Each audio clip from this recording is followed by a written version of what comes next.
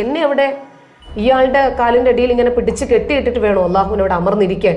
കാരണം ഉസ്താദന്മാര് ഉപദ്രവിക്കുന്നു, അവരുടെ ശരീരത്തിൽ അവിടെ കയറി പിടിക്കുന്നു, ഇവിടെ കയറി പിടിക്കുന്നു. ഒരു മദ്രസ അധ്യാപകനാകാൻ അല്ലെങ്കിൽ അധ്യാപികയാകാൻ ഒരു ക്വാളിഫിക്കേഷനും വേണ്ട. മിനിമം യോഗ്യത ആരും അറിയാതെ കുട്ടികളെ പീഡിപ്പിക്കാനുള്ള യോഗ്യത ഉണ്ടാകണം. കാരണം ഇവര് ഒരു തരം ലൈംഗിക രോഗമുള്ളവരാണ്. അതായത് ഒരു ദിവസം മുഴുവനും നമ്മൾ രണ്ടുപേരും ഇരുന്ന് എഴുതിയാലും തീരാത്തത്ര തീവ്രവാദ സംഘടനകളുണ്ട് നിലവിൽ. ഞാൻ ഇതുവരേക്കും ഒരാളോടും ഈ വിഷയം പറഞ്ഞിട്ടേ ഇല്ല. യഥാർത്ഥത്തിൽ ഓരോ മുസ്ലിമിന്റെ ഉള്ളിലും ഓരോ തീവ്രവാദി ഒളിഞ്ഞു കിടപ്പുണ്ട്.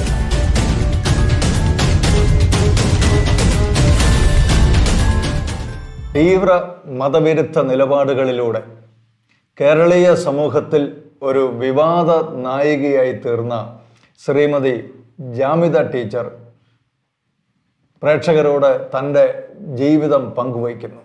ഏവർക്കും സ്വാഗതം. ശ്രീമതി ജാമിദ ടീച്ചർ, അങ്ങൊരു യത്തീംഖാനയിലായിരുന്നു അങ്ങയുടെ പ്രാഥമിക വിദ്യാഭ്യാസം എന്നൊക്കെ കേട്ടിട്ടുണ്ട്. അങ്ങനെ യത്തീംഖാനയിലൂടെ വളർന്നു വന്ന ഒരു പെൺകുട്ടി എങ്ങനെയാണ് പെട്ടെന്നൊരു തിരിവ് ജീവിതത്തിൽ ഉണ്ടായത്? ഞാൻ 8ാം ക്ലാസ് മുതൽ പുല്ലേപ്പടി എറണാകുളം ദാറുൽ യത്തീംഖാനയിലാണ് പഠിച്ചത്. പിന്നീട് അവിടെ നിന്നാണ് ജാമിയ നദവി അറബിക് കോളേജിലേക്ക് ചേക്കേറുന്നത്. അവിടെ തീവ്ര ഇസ്ലാമികം മാത്രമല്ല, ഒരു തരം പീഡന മുറകളായിരുന്നു യത്തീംഖാനകളിൽ ഉണ്ടായിരുന്നത്. പ്രത്യേകിച്ച് ഓർഫനായിട്ടുള്ള കുട്ടികളെ വളരെ ക്രൂരമായി പീഡിപ്പിക്കുക. എൻ്റെ കയ്യും കാലിലും ഒക്കെ അവിടെ നിന്ന് ചൂരലിൻ്റെ പ്രഹരമേറ്റതിൻ്റെ അടയാളമാണ് എൻ്റെ ശരീരം മുഴുവനും. കാരണം എനിക്ക് നോക്കാൻ വരാൻ ആരും ഉണ്ടായിരുന്നില്ല. വല്ലപ്പോഴും അവധിക്കൊക്കെ വീട്ടിൽ നിന്ന് ആരെങ്കിലും വരും. എനിക്ക് അങ്ങനെ പോലും ഒരാളുണ്ടായിരുന്നില്ല. ആ ഒരു ബാല്യകാലത്തെ കുറിച്ച് ഒന്ന് സൂചിപ്പിക്കാമോ? അപ്പോൾ എൻ്റെ അച്ഛൻ ആർമിയായിരുന്നു. എനിക്ക് ഏതാണ്ട് ഒരു 9-10 വയസ്സുള്ള സാഹചര്യത്തിൽ അച്ഛൻ മരിച്ചു. അപ്പം ഞങ്ങളൊരു 10-13 മക്കളുണ്ട്. ഞാൻ 13ാമത്തെ ആളാണ്. അപ്പോൾ എല്ലാവർക്കും ഭക്ഷണം തരാനുള്ള ഒരു സാഹചര്യം അമ്മയ്ക്ക് ഉണ്ടായിരുന്നില്ല. അമ്മ പുറംലോകവുമായിട്ടൊരു ബന്ധവും ഇല്ലാത്ത ആളാണ്. അപ്പം അമ്മ അധ്യാപികയാണെന്നൊക്കെ പറഞ്ഞിട്ട് ഇസ്ലാമിസ്റ്റുകളിൽ പ്രചരിപ്പിക്കുന്നുണ്ട്. സ്വന്തം പേര് പോലും എഴുതാൻ അറിയാത്ത ആളാണ് അമ്മ. അങ്ങനെ വളർത്താൻ ഒരു മാർഗവും ഇല്ലാതെ വന്നപ്പോഴേക്ക് മുത്ത സഹോദരങ്ങൾ ഓരോരുത്തരെ വീതം കൊണ്ടുപോയി നിർത്തി. അവസാനം എൻ്റെ കാര്യം വന്നപ്പോഴേക്ക് ഒരു ചോദ്യചിഹ്നമായി. അപ്പോൾ പെൺകുട്ടിയാണ്, പഠിപ്പിക്കണം, കെട്ടിച്ചു കൊടുക്കണം, വലിയ ബാധ്യതയാണല്ലോ. അങ്ങനെയാണ് എന്നെ യത്തീംഖാനയിലേക്ക് കൊണ്ടുവിടുന്നത്. അതേത് പ്രായത്തിലായിരുന്നു? 8ാം ക്ലാസ്സിലാണ്.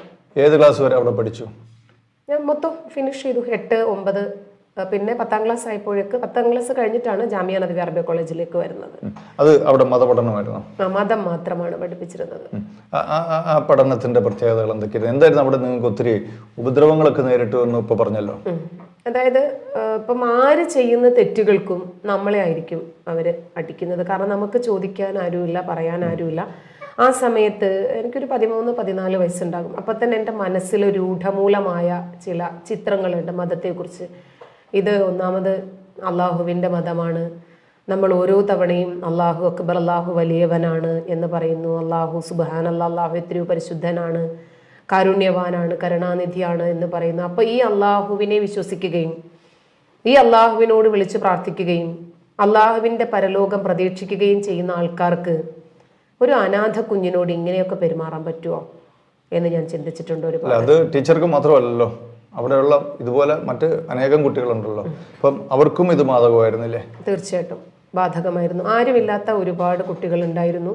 പിന്നെ പേരൻസ് ഉള്ള കുട്ടികളുമുണ്ട്. അപ്പോൾ പേരൻസ് ഉള്ള കുട്ടികൾക്ക് അത്ര വലിയ ബുദ്ധിമുട്ടില്ല. പിന്നെ ഞാൻ ആ സ്ഥാപനത്തിൽ നിന്ന് വരുന്ന സമയത്ത് അപ്പോൾ ഞാൻ അനുഭവിച്ചിട്ട് വന്ന പ്രയാസങ്ങൾ എനിക്കറിയാം. ഞാൻ വന്ന വഴികൾ അവിടെ നിന്ന് ഒരു കുട്ടിയെ രക്ഷപ്പെടുത്താൻ എനിക്ക് കഴിഞ്ഞിട്ടുണ്ട്. ഇടുക്കിക്കാരിയായ അച്ഛനും അമ്മയും മരിച്ചു പോയൊരു കുട്ടി അവിടെ ഒരുപാട് പീഡനം അനുഭവിച്ചപ്പോൾ 10ാം ക്ലാസ് കഴിഞ്ഞപ്പോൾ തന്നെ ഞാൻ ആ കുട്ടിയും കൊണ്ടാണ് വന്നത്. 10ാം ക്ലാസ് കഴിഞ്ഞാൽ അവിടെ പഠിപ്പിക്കത്തില്ല കുട്ടികളെ. അങ്ങനെ ഞാൻ അവളെ കൊണ്ടുവന്ന് ചുങ്കത്തറ വേറൊരു സ്ഥാപനത്തിൽ കൊണ്ടുവന്നാക്കി. പിന്നീട് എൻ്റെ കല്യാണമൊക്കെ കഴിഞ്ഞ് അതുവരേക്കും ഞാൻ മദ്രസയിലൊക്കെ പഠിപ്പിച്ച് കുട്ടിക്ക് വേണ്ടുന്നതെല്ലാം ചെയ്തു കൊടുത്തുകൊണ്ടിരുന്നു. എൻ്റെ മോൾക്ക് 1 വയസ്സായപ്പോൾ ആ പെൺകുട്ടിയെ ഞാൻ കെട്ടിച്ചു വിട്ടു. മദ്രസയിൽ പഠിപ്പിച്ചത് കൊണ്ടാണോ അങ്ങൊരു ടീച്ചർ എന്നുള്ള വിളിപ്പേര് വന്നത്? അല്ല, ഞാൻ അറബിക് കോളേജിൽ അതുപോലെ വൊക്കേഷണൽ ഹയർ സെക്കൻഡറി സ്കൂളുകളിൽ ഒക്കെ പഠിപ്പിച്ചിട്ടുണ്ട്. അവസാനം പഠിപ്പിച്ചത് ഓക്സ്ഫോർഡ് ഇൻ്റർനാഷണൽ സ്കൂളിലാണ്. അറബിക് അധ്യാപികയായിരുന്നു.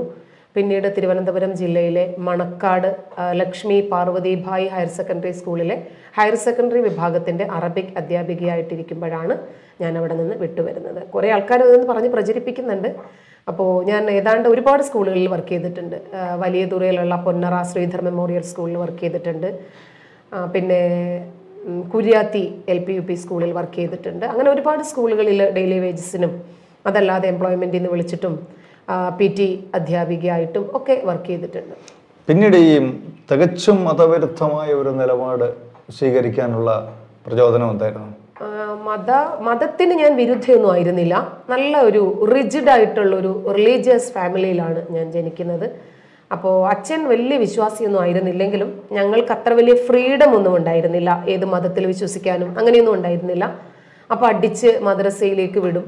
അപ്പോൾ ഈ മദ്രസ പ്രായം മുതൽ തന്നെ എൻ്റെ മനസ്സിൽ ഇവരോടൊക്കെയുള്ള ഒരുതരം അമർഷമുണ്ടായിരുന്നു. എൻ്റെ സഹോദരങ്ങൾക്ക്, ഞങ്ങൾ 7 പെൺകുട്ടികളാണ്. അപ്പോൾ എൻ്റെ സഹോദരങ്ങളൊക്കെ മെച്യൂർ ആയിക്കഴിഞ്ഞാൽ പിന്നീട് മദ്രസയിലേക്ക് വിടില്ല. കാരണം ഉസ്താദന്മാർ ഉപദ്രവിക്കുന്നു, അവരുടെ ശരീരത്തിൽ അവിടെ കയറി പിടിക്കുന്നു, ഇവിടെ കയറി പിടിക്കുന്നു, തൊടയിൽ നുള്ളുന്നു, കക്ഷത്ത് നുള്ളുന്നു, തോളിൽ കൂടെ കൈയിടുന്നു, തട്ടത്തിനകത്തൂടെ കൈയിട്ടിട്ട് അവിടെ ഇവിടെയൊക്കെ പിടിക്കുന്നു. അങ്ങനെ ഒരുപാട് സിറ്റുവേഷൻസ് ഉണ്ടായിട്ടുണ്ട്. അപ്പോൾ എൻ്റെ വാപ്പച്ചി ഭയങ്കര കേവലം ആരോപണം മാത്രമാണെന്ന് പറഞ്ഞെങ്കിലും അല്ല, അതിന് ഒരുപാട് തെളിവുകളുണ്ടല്ലോ. നമ്മൾ യൂട്യൂബിലോ ഫേസ്ബുക്കിലോ ഗൂഗിളിലോ ഒക്കെ മദ്രസ പീഡനം എന്ന് അടിച്ചു കൊടുത്താൽ ആ ആരോപണത്തിന്റെ മുന്നേ അവിടെ നിൽക്കുമല്ലോ. കാരണം കൊലയായിട്ട് വരും ഉസ്താദന്മാരുടെ പീഡനങ്ങൾ മാത്രം. ഇപ്പൊ കഴിഞ്ഞ ദിവസം സഹികെട്ട് ഒരു ഇസ്ലാമിക അധ്യാപകൻ തന്നെ വെളിപ്പെടുത്തിയിട്ടുണ്ട്, ഈ മദ്രസയിലെ കുഞ്ഞുങ്ങളെ ഉസ്താദന്മാരെ എത്ര പീഡിപ്പിക്കുന്നു. അവരെ ആരെയും പള്ളിയിൽ നിന്ന് പുറത്താക്കുന്നില്ല, അത് വേറെ അവർക്ക് പ്രൊമോഷനാണ്. ഒരു മദ്രസ അധ്യാപകനാകാൻ അല്ലെങ്കിൽ അധ്യാപികയാകാൻ ഒരു ക്വാളിഫിക്കേഷനും വേണ്ട. അവരെ ഒരു വൈവയോ അതല്ലെങ്കിൽ ഒരു ഇന്റർവ്യൂയോ അവരുടെ സർട്ടിഫിക്കറ്റ് നോക്കി അവരുടെ ക്വാളിഫൈഡ് എന്തെങ്കിലും ആരെങ്കിലും സാക്ഷ്യപ്പെടുത്തുകയോ അവരുടെ ക്വാളിഫിക്കേഷൻ ഒന്നും ഇവിടെ ബേസ്ഡ് അല്ല. മിനിമം യോഗ്യത ആരും അറിയാതെ കുട്ടികളെ പീഡിപ്പിക്കാനുള്ള യോഗ്യത ഉണ്ടാകണം. എന്നാൽ അടുത്ത പ്രൊമോഷൻ കിട്ടും, അടുത്തൊരു ജില്ലയിലേക്ക് കുറച്ചുകൂടി മുദരിസ് എന്ന് പറയും, കുറച്ചും കൂടി ഹയർ ആയിട്ടുള്ള ഒരു പൊസിഷനിലേക്ക് അവർ അവരോധിക്കപ്പെടും. ടീച്ചർ ഒരു തികച്ചും മതവിരുദ്ധമായ ഒരു നിലപാട് സ്വീകരിച്ചു. ഇപ്പോൾ എല്ലാ മതങ്ങളിലും ഉള്ള ഈ പറഞ്ഞ പ്രധാനപ്പെട്ട വ്യക്തികൾ പല പീഡന കേസുകളിലൂടെയൊക്കെ കടന്നു പോയതായിട്ട് ഈ കാലഘട്ടങ്ങളിൽ സംഭവിക്കുന്നുണ്ടല്ലോ, നമ്മളത് മാധ്യമങ്ങളിലൂടെയൊക്കെ അറിയുന്നുണ്ടല്ലോ. അപ്പോൾ അത് ഇവിടെ മാത്രമല്ലല്ലോ. അതായത് പെട്ടെന്ന് വന്നതല്ല ഞാൻ മതവിരുദ്ധമായ ഒരു നിലപാടിലേക്ക്. അതായത് സർ ആദ്യം ചോദിച്ചത് എൻ്റെ മദ്രസ കാലമായിരുന്നു. അപ്പൊ പറഞ്ഞു വരുമ്പോൾ നമ്മൾ വെളിപാടിന്റെ പടവുകളിലേക്കാണ് വരുന്നത്. ഞാൻ ജനിച്ച ഉടനെ തന്നെ എഴുന്നേറ്റ് ഓടിയ ആളല്ല. മലർന്നു കിടന്നും കാലിട്ടടിച്ചും കമിഴ്ന്നും എഴഞ്ഞും നിന്നും നടന്നും അങ്ങനെയാണ് ഞാൻ സ്വയം പര്യാപ്തമായി മതവിരുദ്ധമായ ഒരു കാഴ്ചപ്പാടിലേക്ക് അങ്ങനെയാണ് ഞാൻ വരുന്നത്. എന്നെ വിവാഹം കഴിപ്പിച്ചയച്ചു. അപ്പോഴൊക്കെ ഞാൻ നല്ല വിശ്വാസിയാണ്. കേരള നദ്വത്തുൽ മുജാഹിദീന്റെ MM അക്ബറും മുജാഹിദ് ബാലുശ്ശേരിയും ഒക്കെ എൻ്റെ അധ്യാപകരാണ്. അവരുടെ കീഴിലിരുന്ന് വിദ്യ അഭ്യസിച്ച ഒരു വ്യക്തിയായിരുന്നു ഞാൻ. അങ്ങനെ കല്യാണം കഴിച്ചു വിട്ടത് ഒരു 22 വയസ്സ് മേലെയുള്ള ഒരാളുമായിട്ടായിരുന്നു എന്നെ വിവാഹം കഴിച്ചയച്ചത്. എനിക്ക് 22 വയസ്സുണ്ടാവും. ആ സാഹചര്യത്തിൽ ഞാൻ ഡിഗ്രി ഫൈനൽ ചെയ്തുകൊണ്ടിരിക്കുകയാണ്. അപ്പോഴാണ് അങ്ങനെ അദ്ദേഹത്തെ, അപ്പൊ എനിക്ക് വിവാഹത്തിന് ഇഷ്ടം ഉണ്ടായിരുന്നില്ല. ഞാൻ എല്ലാവരോടും കരഞ്ഞു പറഞ്ഞു. എൻ്റെ മൂത്ത സിസ്റ്ററും ടീമും എല്ലാം കൂടിയാണ് ഇത് ചെയ്തത്. അപ്പൊ ഞാൻ ഒരുപാട് പറഞ്ഞു എനിക്ക് വിവാഹം വേണ്ട. ആ സമയത്ത് തന്നെ അയാള് ഏതാണ്ട് കണ്ടാൽ തന്നെ നമുക്ക് മനസ്സിലാകും, നല്ല ഏജ്ഡ് ആണ്, തിങ്ങിയ താടിയും നെഞ്ചിന്റെ അവിടെ വരെ താടി, നരച്ച താടിയൊക്കെ വളർത്തി അങ്ങനത്തെ ഒരാളായിരുന്നു. അപ്പൊ ഒരിക്കലും എൻ്റെ ഭാവനയ്ക്ക്, സ്വപ്നങ്ങൾക്ക്, പ്രതീക്ഷകൾക്കൊന്നും ഒത്ത ഒരാളായിരുന്നില്ല. അവിടെ നിന്നാണ് എനിക്കൊരു സ്പാർക്ക് വീണത്. അപ്പോഴാണ് ഞാൻ ഇസ്ലാമിനെ കുറിച്ച് കൂടുതൽ അറിയുന്നത്. അപ്പൊ എന്താണ്, വിവാഹത്തിന് സിവിൽ കോൺട്രാക്റ്റ് ആണ് വിവാഹം എന്ന് പറയുന്നത്. പക്ഷേ ഇസ്ലാമിലെ വിവാഹം പെൺകുട്ടിയുടെ വാപ്പയും പുരുഷനും തമ്മിലാണ് കൈ കൊടുക്കേണ്ടത്. സ്ത്രീകൾക്ക് ഒരു കൺസേണും ഇല്ല അവിടെ. വിവാഹത്തിനാണെങ്കിലും വിവാഹമോചനത്തിനാണെങ്കിലും സ്ത്രീകൾ അവിടെ ഒരു തിങ് അല്ല.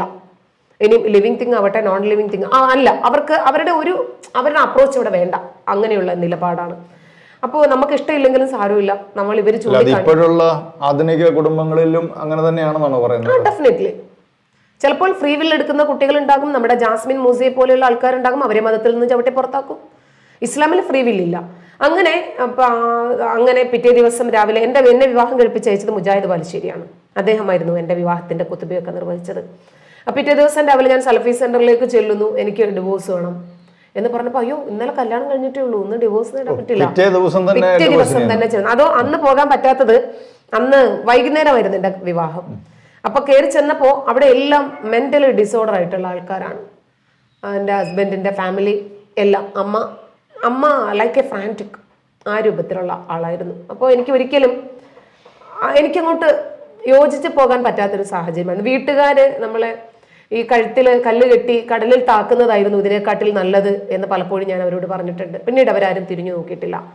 അങ്ങനെ അവര് ഇദ്ദേഹത്തിന്റെ കൂടെ കെട്ടിച്ചു വെച്ചു. പിന്നീട് എന്ത് നഷ്ടവും ലാഭവും വന്നാലും നീ സഹിച്ചോ, എന്താ നമ്മളെ കുരുതി കൊടുക്കുന്നത് പോലെ കൊടുത്തു പോയി. അപ്പൊ ഈ വീട്ടില് ഞാൻ അനുഭവിക്കേണ്ടി വന്ന ത്യാഗങ്ങൾ കുറച്ചല്ല, ഒരുപാടാണ്. അന്ന് തന്നെ ഞങ്ങൾ കല്യാണം കഴിഞ്ഞ് കയറി ചെല്ലുമ്പോൾ തന്നെ ഇദ്ദേഹത്തിന്റെ ഉമ്മ ഈ തുണിയൊക്കെ മടക്കി കുത്തി ഒരു ചൂലും ഒക്കെ ആയിട്ട് നിൽക്കുകയാണ് വാതിലില്. അതായത് സ്ത്രീധനം വാങ്ങാതെ വിവാഹം കഴിച്ചതിന്റെ പേരിൽ. അപ്പോൾ ഒരു 22 വയസ്സുകാരിയുടെ മനസ്സിൽ ഓർഫനേജിൽ നിന്ന് പഠിച്ചു വളർന്നതാണ്, വളരെ ചെറുപ്പത്തിൽ അച്ഛൻ നഷ്ടപ്പെട്ടതാണ്, സഹോദരങ്ങളാൽ ആരിൽ നിന്നും ഒരു സപ്പോർട്ട് കിട്ടാതെ ഓർഫനേജ് മാത്രം, ആ ഇരുണ്ട ഒരു സാഹചര്യത്തിൽ നിന്നാണ് ഞാൻ പറിച്ചു നടപ്പെടുന്നത്. ഇനി സ്ഥാപനത്തിലേക്ക് തിരിച്ചു പോകാൻ പറ്റില്ല, വിവാഹം കഴിഞ്ഞവരെ അവിടെ അഡ്മിറ്റ് ചെയ്യില്ല, പിന്നെ ഞാൻ ഇനി എങ്ങോട്ട് പോകും? ഈ നോക്കാത്ത ബാല്യത്തിലും ശൈശവത്തിലും നോക്കാത്ത സഹോദരങ്ങളുണ്ടോ, നമ്മളെ യൗവനത്തിൽ നോക്കുന്നു, അവിടെ പോകാൻ പറ്റില്ല. ഇനി എങ്ങാനും അവിടെ പോയാൽ തന്നെയും അവരുടെ വീട്ടിൽ ഒരു വേലക്കാരിയായിട്ട് ശേഷിക്കുന്ന കാലം ജീവിക്കാം എന്നുള്ളതല്ലാതെ നമുക്കൊരു ലൈഫ് ഉണ്ടാകില്ല. അപ്പൊ എന്ത് ചെയ്യും? ശരി, ഇതുമായിട്ട് യോജിച്ച് പോകാം എന്ന് വിചാരിച്ചു. അങ്ങനെ പിറ്റേ ദിവസം ഒരുവിധം ഞാൻ നേരം വെളുപ്പിച്ചു. ആ നേരം ഏതാണ്ട് ഒരു രാത്രി ഒരു 8 മണി മുതൽ രാവിലെ ഒരു 10 മണി വരെ ഞാൻ എങ്ങനെയാണ് കഴിച്ചു കൂട്ടിയതെന്ന് എനിക്ക് പറയാൻ പറ്റില്ല. അങ്ങനത്തെ ഒരു ക്രിട്ടിക്കൽ സ്റ്റേജിലൂടെയായിരുന്നു ഞാൻ കടന്നുപോയത്. പിറ്റേ ദിവസം രാവിലെ ഞാൻ സലഫി സെന്ററിൽ എത്തി. എനിക്ക് ഡോസ് വേണം എന്ന് പറഞ്ഞു. അയ്യോ, അള്ളാഹുവിന്റെ സിംഹാസനം കുലുങ്ങും. എന്നെ അവിടെ ഇയാളുടെ കാലിന്റെ അടിയിൽ ഇങ്ങനെ പിടിച്ച് കെട്ടിയിട്ടിട്ട് വേണോ അള്ളാഹുവിനോട് അമർന്നിരിക്കാൻ? അള്ളാഹുവിന്റെ സിംഹാസനം എന്തിനാണ് കുലുങ്ങുന്നത്? ഈ പാവപ്പെട്ട പെൺകുട്ടികളുടെ കണ്ണുനീരിലാണോ അയാളുടെ സിംഹാസനം ഉറച്ചു നിൽക്കുന്നത് എന്ന് ചോദിച്ചു. അപ്പൊ എന്നോട് പറഞ്ഞു, ജാമിദ ഇരിക്കും. അന്ന് ഞാൻ അവിടുത്തെ അധ്യാപിക കൂടിയാണ്, ആ മദ്രസയിലെ, ആ സലഫി സെന്ററിലെ, അറബി കോളേജ് മദ്രസയും ഒക്കെയാണ്. അപ്പൊ ഞാൻ ഇവിടെ ഇരുന്നപ്പോൾ എന്നോട് പറഞ്ഞു, ജാമിദ അവിടെ ഇരിക്കെ, ഞാൻ ഇപ്പൊ വരാമെന്ന് പറഞ്ഞു. അങ്ങനെ ഒരു 3-4 അധ്യാപകര് ഇറങ്ങി വന്നു. ഇവരെല്ലാവരും ഓരോ നോട്ട് പാഡുമായിട്ട് എനിക്ക് ചുറ്റും ഇരിക്കുകയാണ് കസേരയിട്ട്. എന്നിട്ട് അവരെന്നോട് എങ്ങനെയായിരുന്നു ഫസ്റ്റ്, എങ്ങനെയായിരുന്നു നിങ്ങളെ റൂമിലേക്ക് കയറിയപ്പോ എന്ന് ചോദിച്ചു. അപ്പൊ ഞാൻ അങ്ങനെ ഒന്ന് നോക്കി. അപ്പൊ ഞാൻ വേഗം പ്രതികരിക്കുന്ന ആളാണ്. അപ്പോൾ ഇയാളാണെങ്കിൽ ആ സ്ഥാപനത്തിലെ വലിയൊരു ആളാണ്. അപ്പൊ ഞാൻ പറഞ്ഞു, നിന്റെ തന്തയോട് ചോദിക്കടാ, നിന്റെ തന്തയല്ലേ കുറച്ചും കൂടി ഇത് എക്സ്പ്ലെയിൻ ചെയ്ത് പറഞ്ഞു തരാൻ നിനക്ക് വില്ലിങ് ആയിട്ടുള്ളത്. അപ്പൊ മറ്റേ ആള്, അയാൾ ആദ്യം വന്ന് നിങ്ങൾ തൊട്ടോ, അപ്പൊ നിങ്ങൾ ഫസ്റ്റ് നൈറ്റിനെ കുറിച്ചിട്ട് അറിയാനാണോ വന്നിരിക്കുന്നത് എന്ന് ചോദിച്ചിട്ട് ഞാൻ അധ്യാപകന്റെ കോളറിൽ ഇങ്ങനെ പിടിച്ചു. കാരണം എൻ്റെ ഉള്ളു മൊത്തം അമർഷമാണ്, എന്നെ സഹായിക്കാൻ ഒരാളില്ല. എൻ്റെ മെന്റലി ഡിപ്രഷൻ എവിടെ കൊണ്ട് ഇറക്കി വെക്കും എനിക്കറിയില്ല. അങ്ങനത്തെ ഒരു സാഹചര്യത്തിൽ, എനിക്ക് ഭ്രാന്ത് പിടിച്ചിരിക്കുന്ന ഒരു സാഹചര്യത്തിലാണ് ഇവരെല്ലാവരും കൂടെ ഇങ്ങനെ വന്ന്. ഞാൻ ഇതുവരേക്കും ഒരാളോടും ഈ വിഷയം പറഞ്ഞിട്ടേ ഇല്ല. ഫസ്റ്റ് ഞാൻ നിങ്ങളുടെ ഇന്റർവ്യൂവിനാണ് ഇത് പറയുന്നത്. അങ്ങനെ ഒരു മാർഗവുമില്ല. അങ്ങനെ ഇവനെ ചീത്തയും പറഞ്ഞിട്ട് ഞാൻ ഇറങ്ങി, ഒരു ഓട്ടോ പിടിച്ച് ഇങ്ങോട്ട് തിരിച്ചു പോന്നു. അപ്പൊ എല്ലാ വഴിയും അടഞ്ഞു. ഇനി എനിക്ക് സാക്രിഫൈസ് ചെയ്യുകയല്ലാതെ നിവൃത്തിയില്ല. അന്ന് രാത്രി കുറച്ച് ടാബ്ലറ്റ് എടുത്ത് കഴിച്ചു ആത്മഹത്യ ചെയ്യാൻ വേണ്ടി. അങ്ങനെ ഇദ്ദേഹം, എൻ്റെ ഭർത്താവ് കണ്ട് എന്നെ വേഗം തൈക്കാട് ഹോസ്പിറ്റലിൽ അഡ്മിറ്റ് ചെയ്തു. അവര് കുഴപ്പമില്ല, ക്രിട്ടിക്കൽ സ്റ്റേജ് ഒന്നും അല്ല എന്ന് പറഞ്ഞു. എനിമയൊക്കെ വെച്ചിട്ട് എന്നെ രക്ഷപ്പെടുത്തി. അപ്പൊ ആ ഡോക്ടർ ഇന്നും എൻ്റെ നല്ല സുഹൃത്താണ്, ഒരു ഗൈനക്കോളജിസ്റ്റ്. അപ്പൊ ആ ഡോക്ടർ എന്നോട് പറഞ്ഞു, കുട്ടി ഒരു കാര്യം ചെയ്യും, ഏത് സാഹചര്യത്തിലാണ് മോളെ, വിവാഹമല്ലേ, ഇനിയിപ്പോൾ കഴിഞ്ഞു പോയില്ലേ, അഡ്ജസ്റ്റ് ചെയ്ത് ജീവിക്കണ്ട. അപ്പൊ ഞാൻ ഇങ്ങനെ എൻ്റെ സാഹചര്യം പറഞ്ഞു, നിനക്ക് എത്ര രൂപയാണ് വേണ്ടത്, എവിടെയെങ്കിലും പോയി നീ ജീവിച്ചോ, നീ ഇവിടെ നിന്ന് രക്ഷപ്പെട്ടോ, എവിടെയെങ്കിലും പോയി ജീവിച്ചോ എന്ന് പറഞ്ഞു. ഞാൻ പറഞ്ഞു, ഞാൻ എവിടെ പോകാനാ, നിങ്ങളുടെ വീട്ടിൽ എന്തെങ്കിലും എനിക്കൊരു വീട്ടു ജോലി തരുമോ? ആ സാഹചര്യം വരേക്കും എത്തി എന്നുള്ളതാ. അങ്ങനെ ഇസ്ലാം ഇങ്ങനെയാണ്, സ്ത്രീകൾക്ക് ഒരു സ്ഥാനവുമില്ല എന്ന് മനസ്സിലാക്കുന്നു. അപ്പൊ ഞാൻ ഇതൊരു ഒറ്റപ്പെട്ട സംഭവമായിട്ട് ഒറ്റപ്പെട്ട സംഭവമല്ല. ഏതാണ്ട് 99.9% മുസ്ലിം സ്ത്രീകളും അനുഭവിക്കുന്ന പ്രയാസങ്ങൾ തന്നെയാണ്. നമ്മുടെ സമൂഹത്തിൽ തന്നെ എത്രയോ കുടുംബങ്ങളില് എത്രയോ പെൺകുട്ടികളെ കല്യാണം കഴിച്ചയക്കുന്നു, അവര് സന്തോഷകരമായിട്ട് ഭർത്താവിനോടൊപ്പം ജീവിക്കുന്നു. നമ്മുടെ സമൂഹത്തിൽ നമ്മൾ കാണുന്നതല്ല. അല്ല, ആ ആംഗിളിൽ നമുക്ക് കാണാം. ഇപ്പൊ ഉത്രയും വിസ്മയ, സുചിത്ര ഇക്കഴിഞ്ഞ സാഹചര്യങ്ങളിൽ നടന്നതൊന്നും നമ്മൾ കാണുന്നില്ലല്ലോ. എല്ലാവരും അഭ്യസ്ത വിദ്യരാണ്. ഇപ്പം എന്തെല്ലാം വിഷയങ്ങൾ നമ്മൾ കാണുന്നു. അപ്പം ഈ ഉത്രയുടെ വിഷയം തന്നെ, അവരൊക്കെ വെൽത്തി ഫാമിലി ആയിരുന്നു. അതുപോലെ മറ്റേ വെഹിക്കിൾ ഇൻസ്പെക്ടറുടെ ഭാര്യ, ഇവരൊക്കെ നല്ല രൂപത്തിൽ ജീവിച്ചിരുന്ന ആൾക്കാരാണ്. പക്ഷേ ഒരു വിഷയം ഉണ്ടായപ്പോൾ, അവർ മരിച്ചപ്പോൾ മാത്രമേ നമ്മൾ അറിഞ്ഞിട്ടുള്ളൂ. രാജൻ ബി ദേവിന്റെ മരുമകൾ പ്രിയങ്ക, അവരെത്ര അനുഭവിച്ചിരിക്കുന്നു. പക്ഷേ മുസ്ലിം സ്ത്രീകള് ഇത് ഒട്ടുമിക്ക ആൾക്കാരും പുറത്ത് പറയാത്ത കാരണം വേറെ വഴിയില്ല അവർക്ക്. കാരണം ഈ ഭർത്താവ് ഇയാളെ ഒഴിവാക്കി. ഇനി മുഹമ്മദൻ ഓഫ് സൗണ്ട് മൈൻഡ്, നമ്മുടെ ശരീഅത്ത് നിയമത്തിൽ 308 വകുപ്പ്, പ്രിൻസിപ്പിൾസ് ഓഫ് മുഹമ്മദൻ ലോ, അതിനകത്തെ 308 വകുപ്പ് അനുസരിച്ച് എഴുതി വെച്ചിട്ടുണ്ട്, ഒരു മുസ്ലിം പുരുഷന് ഏത് സാഹചര്യത്തിലും അയാളുടെ ഭാര്യയെ ഒഴിവാക്കാം. അപ്പൊ ഇയാൾ ഒഴിവാക്കി കഴിഞ്ഞാൽ ഇയാളുടെ കുറച്ച് പ്രോഡക്റ്റ് ഉണ്ടാകും ഈ പെണ്ണിന്റെ കൂടെ. എവിടെ പോകും, ഏത് വാതിലിൽ മുട്ടും? അതുപോലെ ലാ യജിബു അലൈഹി ദവാഉൽ മർളിഹ ഉജ്റത്ത് തബീബ, ഈ പെണ്ണിനെ ഇയാൾ ഒഴിവാക്കി കഴിഞ്ഞാൽ ഒരു വൈദ്യസഹായത്തിന് പോലും ഒരു നാണയത്തുട്ട് ഇയാൾ ചെലവാക്കേണ്ടതില്ല എന്നാണ് നമ്മുടെ മതം പറയുന്നത്.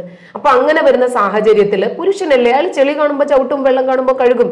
അതല്ലാതെ നമുക്ക് വേറെ മാർഗ്ഗമൊന്നുമില്ല. തന്നെയല്ല, അയാൾക്ക് 3, 4, 5, 6, 7, 18 വരെ കെട്ടാമെന്ന് ഇസ്ലാമിക പ്രമാണങ്ങളിൽ എഴുതി വെച്ചിട്ടുണ്ട്. ഖുർആൻ അനുസരിച്ചിട്ട് 4 വരെ കെട്ടാം, 22 കെട്ടി കാണിച്ചെന്ന പ്രവാചകൻ മാതൃകയുണ്ട്. അതൊക്കെ അനേക നൂറ്റാണ്ടുകൾക്ക് മുമ്പ് നടന്ന ചില സംഭവങ്ങളുടെ വെളിച്ചത്തിലാണല്ലോ ഇതൊക്കെ പറയുന്നത്. ഇപ്പൊ എനിക്ക് എന്റെ തന്നെ അനേകം നല്ല മുസ്ലിം സുഹൃത്തുക്കളുണ്ട്. അവരൊക്കെ ഭാര്യമാരുമായിട്ട് മക്കളും ഒക്കെ ആയിട്ട് നല്ല കുടുംബജീവിതം നയിക്കുന്നവർ, വളരെ മാതൃകാപരമായ സന്തോഷകരമായ ജീവിതം നയിക്കുന്നവരുണ്ട്. അപ്പൊ ചില ഒറ്റപ്പെട്ട സംഭവങ്ങളെ എടുത്തിട്ട് നമ്മളതിനെ വ്യാപകമായിട്ട് വിമർശിക്കുന്നത് ശരിയാണോ? നമ്മള് ഇസ്ലാമിക സംഘടനകൾ 1, 2 സംഘടനയിലേ ഉള്ളൂ തീവ്രവാദ സംഘടന എന്ന് ചോദിക്കുന്നത് പോലെയാണ്. അതായത് ഒരു ദിവസം മുഴുവനും നമ്മൾ 2 പേരും ഇരുന്ന് എഴുതിയാലും തീരാത്തത്ര തീവ്രവാദ സംഘടനകൾ ഉണ്ട് നിലവിൽ എന്ന് പറയുന്നത് പോലെയാണ് ഈ ഒറ്റപ്പെട്ട സംഭവങ്ങളല്ലേ എന്ന് ചോദിക്കുന്നത്. ഇപ്പൊ താങ്കളുടെ മുസ്ലിം സുഹൃത്തുക്കളൊക്കെ ജീവിതത്തിൽ സാറ്റിസ്ഫാക്ഷനോടുകൂടിയാണ് ജീവിക്കുന്നത് എന്ന് താങ്കൾ എങ്ങനെ നിജപ്പെടുത്തും? താങ്കൾക്ക് പുറമേക്ക് കാണുന്നതല്ലേ അറിയാം. ഒരു പക്ഷേ ഞാനിപ്പോ സാറിനെ കാണുന്നുണ്ട്, സാറിന്റെ ലൈഫ് സക്സസ് ആണെന്ന് എനിക്കൊരു പക്ഷെ താങ്കളുടെ ആ ഒരു അപ്രോച്ചിലോ അതല്ലെങ്കിൽ കോസ്റ്റ്യൂമിലോ എനിക്ക് വിധി എഴുതാം. താങ്കളുടെ ഭാര്യയോട് ചോദിച്ചാലേ അറിയാൻ പറ്റുള്ളൂ. ഇപ്പൊ ബായാർ തങ്ങൾ എന്ന് പറയുന്ന വലിയൊരു ആളാണ്, ഇസ്ലാമിന്റെ അപ്പോസ്തലനാണ്, വാഴ്ത്തപ്പെട്ട അയാൾ. ഇപ്പൊ 17 വയസ്സുള്ള ഒരു പെൺകുട്ടിയെ വിവാഹം കഴിച്ചിട്ട് ഭാര്യ പത്രസമ്മേളനത്തിന് വന്നിട്ടുണ്ട്, ഒക്കെ മറിച്ചിട്ട് മോനുമുണ്ട് അടുത്തിരിക്കുന്നു. ആ സ്ത്രീ പറയുന്നത് കുറെ കാലമായിട്ട് ഞാൻ മാനസികമായിട്ട് പീഡിപ്പിക്കപ്പെട്ടുകൊണ്ടിരിക്കുകയാണ്. അപ്പം അദ്ദേഹത്തിന്റെ ഉമ്മ പറയുന്നത് ഞാൻ ഒരിക്കലും ഈ വീട്ടിന് പറ്റിയ മരുമകളല്ലെന്നാണ്. പ്രായപൂർത്തിയാകാത്ത വേറൊരു പെൺകുട്ടിയാണ് അദ്ദേഹം വിവാഹം കഴിച്ചിരിക്കുന്നത്, എനിക്ക് ചെലവിന് പോലും തരാറില്ല. അപ്പൊ ഇങ്ങനെ എത്രയോ ആൾക്കാരുണ്ട് പുറത്ത്, ഇവരാരും പുറത്ത് പറയുന്നില്ല. ഞാൻ ഒരുപാട് ഫാമിലി കൗൺസിലിംഗ് ചെയ്തിട്ടുള്ള ആളാണ്. അപ്പൊ എനിക്കറിയാം ഒരുപാട് മുസ്ലിം സ്ത്രീകൾ സമൂഹത്തിൽ ബുദ്ധിമുട്ടുന്നുണ്ട്, മക്കളെ കെട്ടിക്കാൻ പറ്റാതെ. ഇപ്പോ എന്റെ ഹസ്ബൻഡിന്റെ ഒരു സുഹൃത്തുണ്ട്, അയാൾ ഗൾഫിലാണ്. അയാളുടെ ഭാര്യ, 2 മക്കള്. ആ കുട്ടിക്ക് അൾസറായിട്ട് ഒരു ഓപ്പറേഷൻ കഴിഞ്ഞു ആ കുട്ടിയുടെ. എന്നിട്ട് അദ്ദേഹത്തിന്റെ ഈ കുട്ടിയുടെ വാപ്പ ഗൾഫിൽ നിന്ന് വിളിച്ചു ചോദിക്കുകയാണ് അബോർഷൻ ആക്കിയതാണോ എന്ന്. അപ്പൊ അങ്ങനെ മെന്റലി സ്ത്രീകളെ ബുദ്ധിമുട്ടിപ്പിക്കുന്ന, മക്കളെ പീഡിപ്പിക്കുന്ന ഒരുപാട് ആൾക്കാർ നമ്മുടെ ചുറ്റിനുമുണ്ട്. ഇതൊന്നും ഒറ്റപ്പെട്ട സംഭവമാണ് എന്ന് എഴുതി തള്ളരുത്. ഞാൻ പറഞ്ഞുതരാം. ലോക്ക്ഡൌൺ തുടങ്ങിയ സമയത്ത് പ്ലക്കാർഡും പിടിച്ചുകൊണ്ട് ഒരു സ്ത്രീയും 2 കുട്ടികളും ഫേസ്ബുക്കിൽ ഫോട്ടോ ആയിട്ട് വന്നിരുന്നു. അവരുടെ ഐഡിയയിൽ തന്നെയാണ്, ഫേക്ക് ഐഡിയ അല്ല. ഞാനതെടുത്ത് വീഡിയോയും ചെയ്തിരുന്നു. എത്രയും പെട്ടെന്ന് മദ്രസകൾ തുറക്കൂ, അതല്ലെങ്കിൽ ഇവർ സ്വന്തം മക്കളെ പീഡിപ്പിക്കും. അങ്ങനെ ഭർത്താവിന്റെ മുഖം എന്താണ് എന്ന് പുറം ലോകത്തെ കാണിക്കാൻ ഒരു സ്ത്രീ തെരഞ്ഞെടുക്കുന്നെങ്കിൽ, അങ്ങനത്തെ ഒരു തീരുമാനത്തിൽ അവർ ഉറച്ചു നിൽക്കുന്നെങ്കിൽ അവർ ഫേസ് ചെയ്തു വന്നിട്ടുള്ള സാഹചര്യങ്ങൾ എന്തായിരിക്കും? ചിലപ്പോൾ കുട്ടികളെ കയറി പീഡിപ്പിച്ചിട്ടുണ്ടാവും. അപ്പോ അപരന്റെ കുട്ടികളെ പീഡിപ്പിക്കാൻ എന്റെ ഭർത്താവിന് ഒരു അവസരം ഒരുക്കൂ, എന്നിട്ട് എന്റെ കുട്ടികളെ രക്ഷിക്കൂ എന്ന് പറയുന്ന രീതിയിലുള്ള ഒരുപാട് സംഭവങ്ങൾ നമുക്ക് ചുറ്റുമുണ്ട്. പിന്നെ ഈ മുസ്ലിം പുരുഷന്മാരും സ്ത്രീകളും ഒക്കെ സക്സസ് ആയിട്ടാണ് അവരുടെ ലൈഫ് കൊണ്ടുപോകുന്നത് എന്ന് തീരുമാനിക്കേണ്ടത് നിങ്ങളല്ല, മുസ്ലിം സ്ത്രീയാണ്. അപ്പൊ എനിക്കിപ്പോ അറിയാം, എന്റെ 7 സഹോദരങ്ങളുണ്ട്, എന്റെ 6 സിസ്റ്റേഴ്സ് ഉണ്ട്. അവരുടെയൊക്കെ വിവാഹ ജീവിതങ്ങൾ എന്താണെന്ന് എനിക്കറിയാം. എനിക്ക് 6 ബ്രദേഴ്സ് ഉണ്ട്, അവരുടെയൊക്കെ ലൈഫ് എന്താണെന്ന് എനിക്കറിയാം. അപ്പൊ അവരൊക്കെ മുന്നോട്ട് കൊണ്ടുപോകുന്ന രീതി എന്താണെന്ന് എനിക്കറിയാം. മുസ്ലിം സ്ത്രീയെ സംബന്ധിച്ചിടത്തോളം ഇതിനകത്ത് അകപ്പെട്ടു പോയി കഴിഞ്ഞാൽ അവർ സാക്രിഫൈസ് ചെയ്യുക എന്നുള്ളതല്ലാതെ ഒരു മാർഗവുമില്ല. കാരണം ഇയാൾ ഒഴിവാക്കി, ഇനിയിപ്പോ ആ പെണ്ണ് എന്തെങ്കിലും മെറ്റലടിച്ചോ, വീട്ടുജോലി ചെയ്തോ, കുട്ടിയെ വളർത്തുന്നു. ഈ പെൺകുട്ടിയെ മറ്റൊരു പുരുഷനെ ഏൽപ്പിക്കണമെങ്കിൽ പോലും ഈ കളഞ്ഞിട്ട് പോയ ഭർത്താവിന്റെ കൺസേൺ വേണം, അയാളാണ് ഈ കുട്ടിയെ കെട്ടിച്ചു കൊടുക്കേണ്ടത്. ഇങ്ങനെയൊക്കെയുള്ള മതനിയമങ്ങൾ ഇവിടെ നിലനിൽക്കുമ്പോൾ ഒരു മുസ്ലിം സ്ത്രീയും പുറത്ത് പറയില്ല, ഞാൻ അനുഭവിക്കുന്ന പ്രയാസങ്ങൾ ഇങ്ങനെയാണ്, എനിക്ക് ഇതിൽ നിന്നൊരു മോചനം വേണം. മോചനം വാങ്ങിയിട്ട് എവിടെ പോകാനാ? ഏതാണ്ട് 99.9% മുസ്ലിം സ്ത്രീകളും കുടുംബത്തിന് വേണ്ടി, സഹോദരങ്ങൾക്ക് വേണ്ടി, മക്കൾക്ക് വേണ്ടിയൊക്കെ ജീവിതം ത്യജിക്കുന്നവരാണ്, ത്യാഗം ചെയ്യുന്നവരാണ്. ഇത് ഒറ്റപ്പെട്ട സംഭവമല്ല. നിങ്ങളുടെ സഹോദരങ്ങള്, നിങ്ങൾക്ക് ഒരുപാട് മുസ്ലിം സുഹൃത്ത്, എനിക്കുമുണ്ട് ഒരുപാട് മുസ്ലിം സുഹൃത്തുക്കള്. പക്ഷെ അവരൊന്നും ലൈഫിൽ സക്സസ് അല്ല, അവരൊന്നും സാറ്റിസ്ഫൈഡ് അല്ല ലൈഫിൽ. പുരുഷനെ സംബന്ധിച്ചിടത്തോളം ഇപ്പോ അദ്ദേഹത്തിന് വേറെ വിവാഹം കഴിക്കാനുള്ള ഒരുപാട് കാരണങ്ങളുണ്ട്. അപ്പൊ ഈ സ്ത്രീ മച്ചിയായിരിക്കുന്നത്, പ്രസവിക്കാത്ത സ്ത്രീ ആണെങ്കിൽ അയാൾക്ക് വേറെ കല്യാണം കഴിക്കാം. ഈ സ്ത്രീ ശാരീരികമായിട്ട് എന്തെങ്കിലും പ്രശ്നങ്ങൾ ഉള്ളവരാണെങ്കിൽ അയാൾക്ക് കല്യാണം കഴിക്കാം. പിന്നെ അയാളുടെ വികാരം ഒരു സ്ത്രീകൾ നിയന്ത്രിക്കാൻ കഴിയുന്നില്ലെങ്കിൽ അയാൾക്ക് വരെ വിവാഹം കഴിക്കാം. ഇതൊക്കെ ശരീഅത്ത് നിയമങ്ങളാണ്. പക്ഷേ ഒരു സ്ത്രീയെ സംബന്ധിച്ചിടത്തോളം ഇതൊന്നും പറ്റില്ല. അയാൾ ഇനിയിപ്പോ അരയ്ക്ക് താഴെ തളർന്നു കിടക്കുന്ന ഒരാളാണ്, ഈ പെണ്ണിന് പറ്റില്ല, വേറെ കല്യാണം കഴിക്കാൻ പറ്റില്ല. ഈ പെണ്ണിന് ഇയാളിൽ നിന്നും ഒരു സാറ്റിസ്ഫാക്ഷൻ ലഭിക്കുന്നില്ല, പറ്റില്ല. ഇനിയിപ്പോ അയാള് വന്ധ്യതയുള്ള ആളാണ്, പറ്റില്ല. ഇങ്ങനെ സ്ത്രീവിരുദ്ധമായ കാഴ്ചപ്പാടുകളും നിയമങ്ങളും ഈ മതത്തിൽ നിലനിൽക്കുന്നിടത്തോളം കാലം ഈ മതം നിലനിൽക്കും. പക്ഷേ ഒരാളും അത് ഡിക്ലെയർ ചെയ്ത് പറഞ്ഞ് പുറത്തു വരാൻ തയ്യാറാകില്ല. ഇപ്പോ ഞാൻ തന്നെ പ്രശ്നങ്ങളൊക്കെ ഉണ്ടായപ്പോ ഈ ടീച്ചറുടെ സഹപ്രവർത്തകരായിട്ടുള്ള അധ്യാപകര്, ബന്ധുക്കള്, ഇവരാരും നിങ്ങളുടെ ഈ വിഷയത്തിൽ ഇടപെട്ടില്ലേ? ഞാൻ ആദ്യം ഈ വിഷയം എൻ്റെ ബ്രദേഴ്സിനോട് സിസ്റ്റേഴ്സിനോട് ഒക്കെ പങ്കുവച്ചു. അപ്പൊ അവരൊക്കെ എന്നെ ഡിസ്കറേജ് ചെയ്യുക ചെയ്തത്. കാരണം പുരുഷനാകുമ്പോൾ അങ്ങനെയൊക്കെ ഉണ്ടാവും, ഇനി എങ്ങോട്ട് പോകും, അഡ്ജസ്റ്റ് ചെയ്ത് പോകണം. ഏതാണ്ട് എല്ലാ ആൾക്കാരും ലൈഫിൽ അഡ്ജസ്റ്റ് ചെയ്ത് പോകുന്നവരാ, അതുകൊണ്ട് നിങ്ങൾ അഡ്ജസ്റ്റ് ചെയ്ത് പോകണം. പിന്നെ പള്ളി കമ്മിറ്റിക്കാർ കണ്ടല്ലോ എൻ്റെ ഫസ്റ്റ് നൈറ്റ് എന്താണ്, എങ്ങനെയായിരുന്നു എന്നറിയാൻ വേണ്ടി. കാരണം ഇവര് ഒരു തരം ലൈംഗിക രോഗമുള്ളവരാണ്, ഇവർ ഇത്തരം വൈകൃതങ്ങൾക്ക് അടിമയാണ്. കാരണം ഇത് കാണണം, ഇത് കേൾക്കണം. നമ്മൾ ബസ്സിലൊക്കെ പോകുമ്പോൾ ചില ആൾക്കാർ ഇങ്ങനെ പെണ്ണിനെ തൊട്ട് അങ്ങനെ ഒരു സുഖം അനുഭവിക്കുന്ന ആൾക്കാരുണ്ട്. അങ്ങനെ സ്പർശനവും ദൃശ്യവും ഒക്കെ അതിലൊരു സുഖം, അങ്ങനത്തെ മെന്റാലിറ്റി ഉള്ള ആൾക്കാരാണ്. അങ്ങനെ പുരുഷന്റെ കൃഷിയിടമാണ് സ്ത്രീകൾ എന്ന് പറയുന്ന ആ കാഴ്ചപ്പാട് എങ്ങനെ ഉണ്ടായതാണ്? അതായത് ഖുർആൻ 2-ാം അധ്യായം സൂറത്തുൽ ബഖറയിലെ 223-ാമത്തെ വാചകമാണത്. നിസാഉൻ ഹർസുലക്കും ഫഅതു ഹർസക്കും അന്നാശിത്തും. പ്രവാചകൻ ഒരിക്കൽ ഒരു മരച്ചുവട്ടിലിരിക്കുമ്പോൾ പ്രവാചകന്റെ കുറെ അധികം അനുചരന്മാരുടെ ഭാര്യമാര് പ്രവാചകനെ കാണാൻ വരുന്നു. അത് ഇറങ്ങിയ പശ്ചാത്തലം ഇതാണെന്നാണ് പറയുന്നത്. സബബുൻ നുസൂൽ എന്നാ പറയാ. അങ്ങനെ വന്നിട്ട് പ്രവാചകനെ ഞങ്ങളുടെ ഭർത്താക്കന്മാര് ഞങ്ങളെ ഇങ്ങനെ പിൻഭാഗത്തു കൂടി ബന്ധപ്പെടാൻ നിർബന്ധിക്കുന്നു. അപ്പൊ ജൂതന്മാര് പറയുന്നുണ്ട് അങ്ങനെ ജനിക്കുന്ന കുട്ടികൾ കോങ്കണ്ണുള്ള കുട്ടികളായിരിക്കും എന്ന്. എന്താണ് പ്രവാചകൻ നിങ്ങൾക്ക് പറയാനുള്ളത്? ഞങ്ങളിങ്ങനെ ഞങ്ങളുടെ ഭർത്താക്കന്മാര് വല്ലാതെ ഹരാസ് ചെയ്തുകൊണ്ടിരിക്കുന്നു, എന്തെങ്കിലും ഒരു പ്രതിവിധി ഉണ്ടാക്കണം. അപ്പൊ പ്രവാചകൻ എന്ന് പറഞ്ഞാല് അദ്ദേഹം സ്ത്രീകളുടെ വിമോചനത്തിന് വേണ്ടി അവതരിപ്പിക്കപ്പെട്ട ആളാണ്. സ്ത്രീകളുടെ പ്രശ്നങ്ങൾ എവിടെയുണ്ടോ അവിടെ പ്രവാചകൻ മുറിഞ്ഞു വീഴും. സ്ത്രീകളുടെ പ്രശ്നങ്ങൾ പരിഹരിക്കലാണ് കക്ഷിയുടെ അവതാരത്തിന്റെ ലക്ഷ്യം തന്നെ അതാണ്. അപ്പോൾ ഈ പ്രവാചകൻ സ്ത്രീകൾക്ക് വേണ്ടി ഒരു നിയമം അവിടെ കൊണ്ടുവന്നു. അപ്പോൾ ആ നിയമമാണ് ആ വാചകം. അപ്പൊ പുരുഷന്മാരെ വിളിച്ചിട്ട്, പുരുഷന്മാരെ നിങ്ങൾക്ക് ഇഷ്ടമുള്ളത് പോലെ പോയിക്കോ, സ്ത്രീകൾ നിങ്ങളുടെ കൃഷിയിടമാണ്, ഒരു കുഴപ്പമില്ല. അങ്ങനെ സ്ത്രീകൾക്ക് നല്ലൊരു നിയമം അവിടെ കൊണ്ടുവന്നു. സ്ത്രീകളെ അവിടെ കൃഷിയിടമാക്കി. അപ്പോൾ അയാൾക്ക് ഏത് സമയത്ത് വേണമെങ്കിലും എങ്ങനെ വേണമെങ്കിലും എന്ത് തരത്തിലുള്ള കാർഷിക വിളകൾ വേണമെങ്കിലും ഉൽപ്പാദിപ്പിക്കാം. അപ്പൊ സ്ത്രീകൾക്ക് അനുകൂലമാണല്ലോ അത്. കാരണം പുരുഷനെ റെസ്ട്രിക്ട് ചെയ്തിട്ടുണ്ടല്ലോ. എവിടെ റെസ്ട്രിക്ട് ചെയ്തു? അപ്പൊ എം അക്ബറിനെ പോലെയുള്ള ആൾക്കാർ വെളുപ്പിക്കാൻ ശ്രമിക്കുന്നത് സ്ത്രീകൾക്ക് വേണ്ടി ഒരു നിയമം, സ്ത്രീകളെ പാഠമാക്കി എപ്പോ വേണമെങ്കിലും വിളിച്ചാൽ വന്ന് കിടന്നോണം, അതാണ് അവരുടെ ജോലി. പിന്നെ കാർഷിക വിളകളും പാടവുമായിട്ട് യാതൊരു ബന്ധവുമില്ല, അവരെ തമ്മിൽ ബന്ധിപ്പിക്കുന്ന ഒന്നുമില്ല. കർഷകനാണ് കാർഷിക വിളകൾ സ്വന്തമായി. പിന്നീട് അയാൾക്ക് ഒരു അതിനെ വ്യാഖ്യാനിച്ചുകൊണ്ട് ഞാൻ ഒരിക്കൽ വിമർശിച്ചപ്പോഴേക്ക് എം അക്ബർ പറഞ്ഞത്, കൃഷിയിടം കർഷകൻ എത്ര നന്നായിട്ട് സ്നേഹിക്കുന്നു. ഇപ്പൊ സാറിന് ഒരു 50 സെന്റ് സ്ഥലം ഉണ്ടെങ്കിൽ അതിനകത്ത് നിങ്ങൾ തന്നെ കൃഷി ചെയ്യണമെന്നുള്ള നിർബന്ധം ഉണ്ടോ? കൂട്ടുകൃഷി നടത്തിക്കൂടെ? ഏതെങ്കിലും സുഹൃത്തുക്കൾക്ക് തൽക്കാലത്തേക്ക് ഒന്ന് കൊടുത്തൂടെ? വെറുതെ ഇട്ടൂടെ? ഫിനാൻസ് സ്ട്രൈക്ക് ഉണ്ട്, വിറ്റൂടെ? ബാങ്കിൽ കൊണ്ട് പണയം വെച്ചൂടെ? ഇപ്പം ഞാൻ വീടില്ല, സ്ഥലമില്ല, ബുദ്ധിമുട്ടുന്നു. അപ്പൊ നിങ്ങൾക്ക് പറയാം, ടീച്ചർ ഒരു കാര്യം ചെയ്യും, എനിക്കൊരു 50 സെന്റ് സ്ഥലം ഉണ്ട്, 5 സെന്റ് സ്ഥലത്തില്ലേ, നിങ്ങളൊരു വീട് വെച്ച് താമസിച്ചോ, കുഴപ്പമില്ല. അപ്പോ എന്നിട്ട് എനിക്ക് മതിയാകുന്നില്ല, ഒരു 5 സെന്റ് സ്ഥലം എടുത്ത് നിങ്ങൾ കൃഷി ചെയ്തോ. ചിലപ്പോൾ എനിക്ക് കൃഷി ചെയ്യാൻ അറിയലുണ്ടാവില്ല, വേറെ ഒരാളെ വിളിച്ച് കൃഷി ചെയ്യിപ്പിക്കാം. നല്ല കർഷകര് മണ്ണിനെയും വിളകളെയും ഒക്കെ ഒത്തിരി സ്നേഹിക്കുന്നു എന്നാണല്ലോ പറയപ്പെടുന്നത്.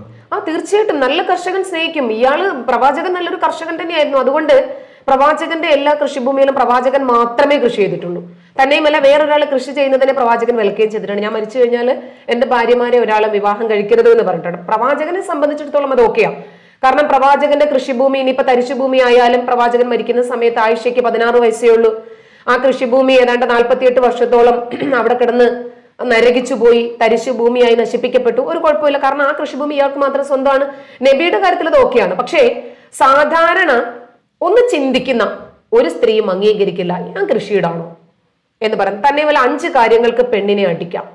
അതിലൊന്ന്, ഈ പെണ്ണ് കൃഷിഭൂമിയാണ്, എനിക്ക് ഇപ്പൊ കൃഷി ചെയ്യാൻ മുട്ടുന്നുണ്ട്, ഇങ്ങോട്ട് വന്നോ എന്ന് പറയുമ്പോഴേക്ക് ഈ പെണ്ണ് പോയിക്കോണം, പോയിട്ടില്ലെങ്കിൽ അടിയാ.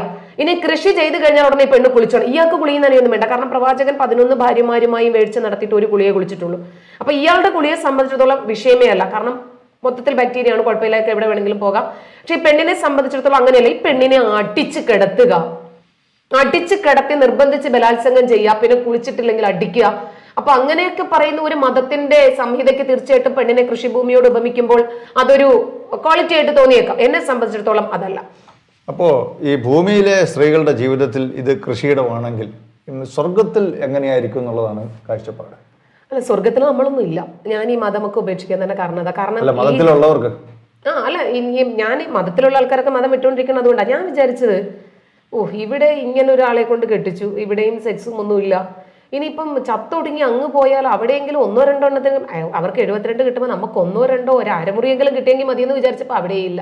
അപ്പം ഞാൻ വിചാരിച്ചു ഒരു കാര്യമില്ല, കാരണം ഇവിടെയും ഇല്ല അവിടെയും ഇല്ല, പിന്നെന്ത്. അപ്പോഴാണ് ഞാൻ വിചാരിച്ചത് അയ്യോ ഈ മതത്തെക്കുറിച്ച് കൂടുതൽ പഠിക്കേണ്ടതുണ്ടെന്ന് മനസ്സിലാക്കിയപ്പോഴേക്ക് അയാൾ അവിടെ 72 മുത്തിലും ചിപ്പിയിലും ഒക്കെ അടപ്പിക്കപ്പെട്ടിട്ടുള്ള മുത്തുപോലെയുള്ള പെണ്ണുങ്ങളുമായിട്ടൊരു മനുഷ്യൻ കണ്ടിട്ടുമില്ല തൊട്ടിട്ടുമില്ല. അതുപോലുള്ള പെണ്ണുങ്ങളുമായിട്ട് ഇങ്ങേരങ്ങനെ ആർത്തുല്ലസ് നടക്കുമ്പോൾ ഞാൻ ഇവിടെ നരകെ അതിനനുഭവിക്കുക പോട്ട് പുല്ല് അപ്പം വേണ്ടെന്ന് വെച്ച്. നിങ്ങൾ ഈ പറയുന്ന രീതിയിൽ സ്വർഗമൊന്നും ഇല്ലെങ്കിൽ, അല്ലെങ്കിൽ സ്ത്രീകൾക്ക് അവിടെ പ്രത്യേകിച്ച് സ്ഥാനമൊന്നും ഇല്ലെങ്കിൽ, ലോകത്തിൽ കോടിക്കണക്കിനായിട്ടുള്ള മുസ്ലിം സ്ത്രീകൾ അവർക്ക് ഈ കാര്യങ്ങളെക്കുറിച്ചൊന്നും യാതൊരു അറിവുമില്ലെന്നാണോ പറഞ്ഞു വരുന്നത്? സർ, ഈ 1400 കൊല്ലങ്ങൾക്ക് മുമ്പുള്ള ചോരയിൽ പടുത്തുയർത്തിയ ഈ മതത്തിന് സമാധാനം എന്ന് വിളിച്ചപ്പോൾ നമ്മളൊക്കെ അംഗീകരിച്ചില്ലേ? ലോകം അംഗീകരിച്ചില്ലേ? ഈ മതം വെട്ടിപ്പിടിച്ചതും കെട്ടി ഉയർത്തിയതും ഒക്കെ എങ്ങനെയാണ്? സാധാരണക്കാരന്റെ ചോരയിലാണ്. അതിന്റെ പേര് സമാധാനം. നമ്മളൊരു കാന്താരി മുളക് ഒരു ടിന്ന് നിറയിട്ട് വെക്കുന്നു, അതിന്റെ പുറത്ത് പഞ്ചസാര എന്ന് എഴുതി വെക്കുന്നത് പോലെയുള്ളൂ. ഇത് വിശ്വസിച്ചില്ലേ? പിന്നെ പെണ്ണുങ്ങൾക്ക് ഇത് വിശ്വസിക്കുന്നതിന് എന്താണ് പ്രശ്നം? ഇപ്പൊ ഭർത്താവിന്റെ കാൽപാദത്തിനടിയിലാണ് ഭാര്യയുടെ സ്വർഗം എന്ന് പറയുമ്പോൾ ആ കാലിന്റെ അടിയിൽ കിടക്കുന്ന സ്വർഗത്തിന് വേണ്ടിയിട്ട് ഇത്രയും വലിയ പ്രയത്നിക്കുന്നില്ലേ? അപ്പോ ഒന്നാമത്തെ കാര്യം, ഈ മുസ്ലിം സ്ത്രീകളെ സംബന്ധിച്ചിടത്തോളം ഒരു വിവേചന ബുദ്ധി അവർക്കില്ല. 3-ാമത്തെ വയസ്സ് മുതൽ തലച്ചോറിലേക്ക് ഇഞ്ചക്ട് ചെയ്യപ്പെടുന്നത് ഈ മതവിഷമാണ്. അപ്പോ സ്വർഗമുണ്ട്, സ്വർഗത്തിൽ നമുക്ക് അത് കിട്ടും, ഇത് കിട്ടും, ആന കിട്ടും, ചേന കിട്ടും. ശരി, ഈ കൊച്ചു വെളുപ്പാങ്കാലത്ത് സാർ പറഞ്ഞല്ലോ ഒരുപാട് സാറിന് മത സുഹൃത്തുക്കളുണ്ടെന്ന്. ഇവർ ഈ കൊച്ചു വെളുപ്പാങ്കാലത്ത് നമുക്ക് ഏറ്റവും കൂടുതൽ ഉറക്കത്തിന് സുഖം കിട്ടുന്നത് എല്ലാ ക്ലൈമറ്റിലും ആ വെളുപ്പാങ്കാലമുള്ള സമയമാണ്. ഒരു 4 മണി 5 മണി 6 മണി ഏത് ക്ലൈമറ്റിലും സുഖമായിട്ട് ഉറങ്ങാൻ പറ്റും. ആ സമയത്ത് ഇവർ എഴുന്നേറ്റ് കയ്യും കാലും കഴുകി ഉറക്കമൊക്കെ കളഞ്ഞിട്ട് എഴുന്നേറ്റ് പോകുന്നത് എന്തിനാ? ഈ ഹൂറികൾക്ക് വേണ്ടിയാണെന്ന് പറഞ്ഞാൽ സാറിന്റെ സുഹൃത്തുക്കൾ അംഗീകരിക്കുമോ? അല്ല, അത് ഹൂറുകൾക്ക് വേണ്ടിയാണെന്നാണോ പഠിപ്പിക്കുന്നത്? അത് നിങ്ങളുടെ മതം ഉയർത്തി കാണിക്കുന്ന ആ വിശ്വാസത്തിന്റെ നിലപാടെടുക്കാൻ വേണ്ടി വളരെ ചെറുപ്പത്തിലേ കൊടുക്കുന്ന പരിശീലനമായിട്ടല്ലേ അതിനെ കാണുന്നുണ്ട്? അല്ല, ഈ പരിശീലനം എന്ന് പറയുമ്പോൾ എന്താണ് പരിശീലനം? ചെറുപ്പത്തിലെ ട്രെയിൻ ചെയ്തു കൊണ്ടുവരുന്നു. എന്ത് വിശ്വാസം? അവിടെ പരിശീലിപ്പിക്കുന്നത് എന്താ? മദ്രസയിൽ പരിശീലിപ്പിക്കുന്നത് സ്വർഗമുണ്ട്, നരകമുണ്ട്, അവിടെ പരലോകമുണ്ട്, വിചാരണയുണ്ട്, ഇതൊക്കെ പറഞ്ഞ് പഠിപ്പിക്കുന്നുണ്ട്. ഇതൊക്കെ ഒരു വിശ്വാസം മാത്രമല്ലേ സാറേ? നമ്മളാരും ഇതൊന്നും കണ്ടിട്ടില്ലല്ലോ. ഞാൻ ഈ മതത്തിൽ നിന്ന് പുറത്തു വരാൻ തന്നെ കാരണം അള്ളാഹു എല്ലാം കാണുന്നവനാണ്. ഇതൊരു തരം വിശ്വാസം. നമ്മൾ ചെറിയ പ്രായത്തിലെ നമ്മൾ മനസ്സിലാക്കുന്നതാ. അള്ളാഹു കാണും, അള്ളാഹു കേൾക്കും, അള്ളാഹു നീതിമാനാണ്. അയാളുടെ ഒരു നീതിയും ഇതുവരെയൊക്കെ ഞാൻ കണ്ടിട്ടില്ല. ഈ മദ്രസകളിൽ തീവ്രവാദം പഠിപ്പിക്കുന്നു, മറ്റു മതങ്ങളിലുള്ളവരെ വെറുക്കാൻ പഠിപ്പിക്കുന്നു എന്നൊക്കെയുള്ള ആരോപണം. ഞാൻ ചോദിക്കട്ടെ, ടീച്ചർ കുറെ വർഷം ഈ മദ്രസയിൽ പഠിപ്പിച്ചതല്ലേ?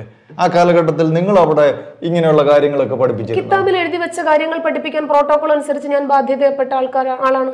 അന്ന് പഠിപ്പിച്ചിരുന്നു. തീർച്ചയായിട്ടും അന്യമതസ്ഥരെ നമ്മൾ കണ്ടാല് മാറി നിൽക്കണം. അവരുമായിട്ട് യാതൊരു വിധമായ ഇന്നമൽ മുശ്രികൂന നജസുൻ, അവിശ്വാസികൾ, അവർ മാലിന്യമാണ്, അവരുമായിട്ട് നമുക്ക് യാതൊരു വിധമായ സഹവർത്തിത്വവും പാടില്ല. ഇപ്പോ സാറിന്റെ ഒരു സിസ്റ്റർ മതം ഉപേക്ഷിച്ചു, അല്ലെങ്കിൽ സാറ് മതം ഉപേക്ഷിച്ചു, നമ്മളെ ഇസ്ലാമിലേക്ക് വന്നു.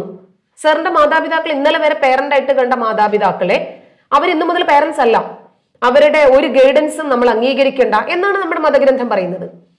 അപ്പൊ അത്തരത്തിലാണ് മദ്രസയിൽ ഇപ്പോൾ ഓൺലൈനാണ് മദ്രസ പഠനങ്ങളൊക്കെ ഓൺലൈനാണ്. അപ്പോൾ ഈ ഓൺലൈൻ പഠിക്കുമ്പോൾ നമ്മളിപ്പം ചിലത് മാത്രം റയറായിട്ട് ഇപ്പം ഒരു മതിൽ ചുറ്റിനുള്ളിൽ ഒരു ചുമരുകൾക്കകത്ത് ഇവരെന്ത് പഠിപ്പിക്കും എന്ന് നമുക്ക് തീരുമാനിക്കണമെങ്കിൽ, ആലോചിക്കണമെങ്കിൽ ഈ ഓൺലൈൻ പഠനം നോക്കിയാൽ മതി. മതം വിട്ടവനെ എറിഞ്ഞു കൊല്ലണം, നമസ്കരിക്കാത്തവനെ കൊല്ലണം, അവൻ കൊല്ലപ്പെടേണ്ടവനാണ്. അതുപോലെ അതൊക്കെ മതം വിട്ടവരെയും മതത്തിനെതിരെ പ്രവർത്തിക്കുന്നവരെയാണ്. ഞാൻ ചോദിക്കുന്നത് അതല്ല, മറ്റു മതങ്ങളിലുള്ളവരെ അവരോടുള്ള സമീപനത്തെ കുറിച്ചാണ് ഞാൻ ചോദിക്കുന്നത്. ഇപ്പോൾ ഓൺലൈൻ വഴി കഴിഞ്ഞൊരു ദിവസം ഒരു ഉസ്താദിന്റെ ക്ലാസ് പുറത്തു വിട്ടിരുന്നു. നമുക്ക് റയറായിട്ടേ കിട്ടുള്ളൂ ഈ ഓൺലൈൻ ക്ലാസ്സുകളൊക്കെ തന്നെ മദ്രസയിലെ. അപ്പൊ ഉസ്താദ് പറഞ്ഞത്, മുജാഹിദുകളെ കണ്ടാൽ സുന്നികൾ സലാം പറയരുത്, സുന്നികള് ജമാഅത്തെ ഇസ്ലാമികളോട് സലാം പറയരുത്. ഞാൻ ചുരുക്കം പറഞ്ഞാല് അവർക്കിടയിൽ തന്നെ വലിയ ശത്രുതകൾ നിലനിൽക്കുന്നുണ്ട് എന്നുള്ളതാണ്. അപ്പോ നിങ്ങൾ ചോദിക്കുന്നു, അന്യമതസ്ഥരോട് ഇസ്ലാമിന്റെ സമീപനം അതറിയണമെങ്കിൽ ഒരു ദിവസം ഓരോ മുസ്ലിമും തുടിക്കുന്ന ഹൃദയത്തിൽ കൈവച്ചുകൊണ്ട് 17 തവണ പറയുന്ന ഒരു വാചകമുണ്ട്. ഖുർആനിലെ 1-ാമത്തെ അധ്യായമാണ് സൂറത്തുൽ ഫാത്തിഹ. ആരംഭം എന്നാണ് അധ്യായത്തിന്റെ പേര്. 7 വാചകങ്ങളേ ഉള്ളൂ. അതില് 5, 6, 7 വാചകങ്ങള് നമ്മുടെ സമൂഹത്തിൽ മലയാളത്തിൽ അറിയാവുന്ന ഏതൊരാൾക്കും മനസ്സിലാകും അത് അന്യമത വിരോധമാണെന്ന്. അതിങ്ങനെയാണ്, ഗൈരിൽ മഗ്ലൂബി അലൈഹിം വലദ്ദാലീൻ ആമീൻ. അതായത് അള്ളാഹു വഴി പിഴപ്പിച്ചവരാണ് അമുസ്ലിങ്ങളായിട്ടുള്ള ആൾക്കാർ.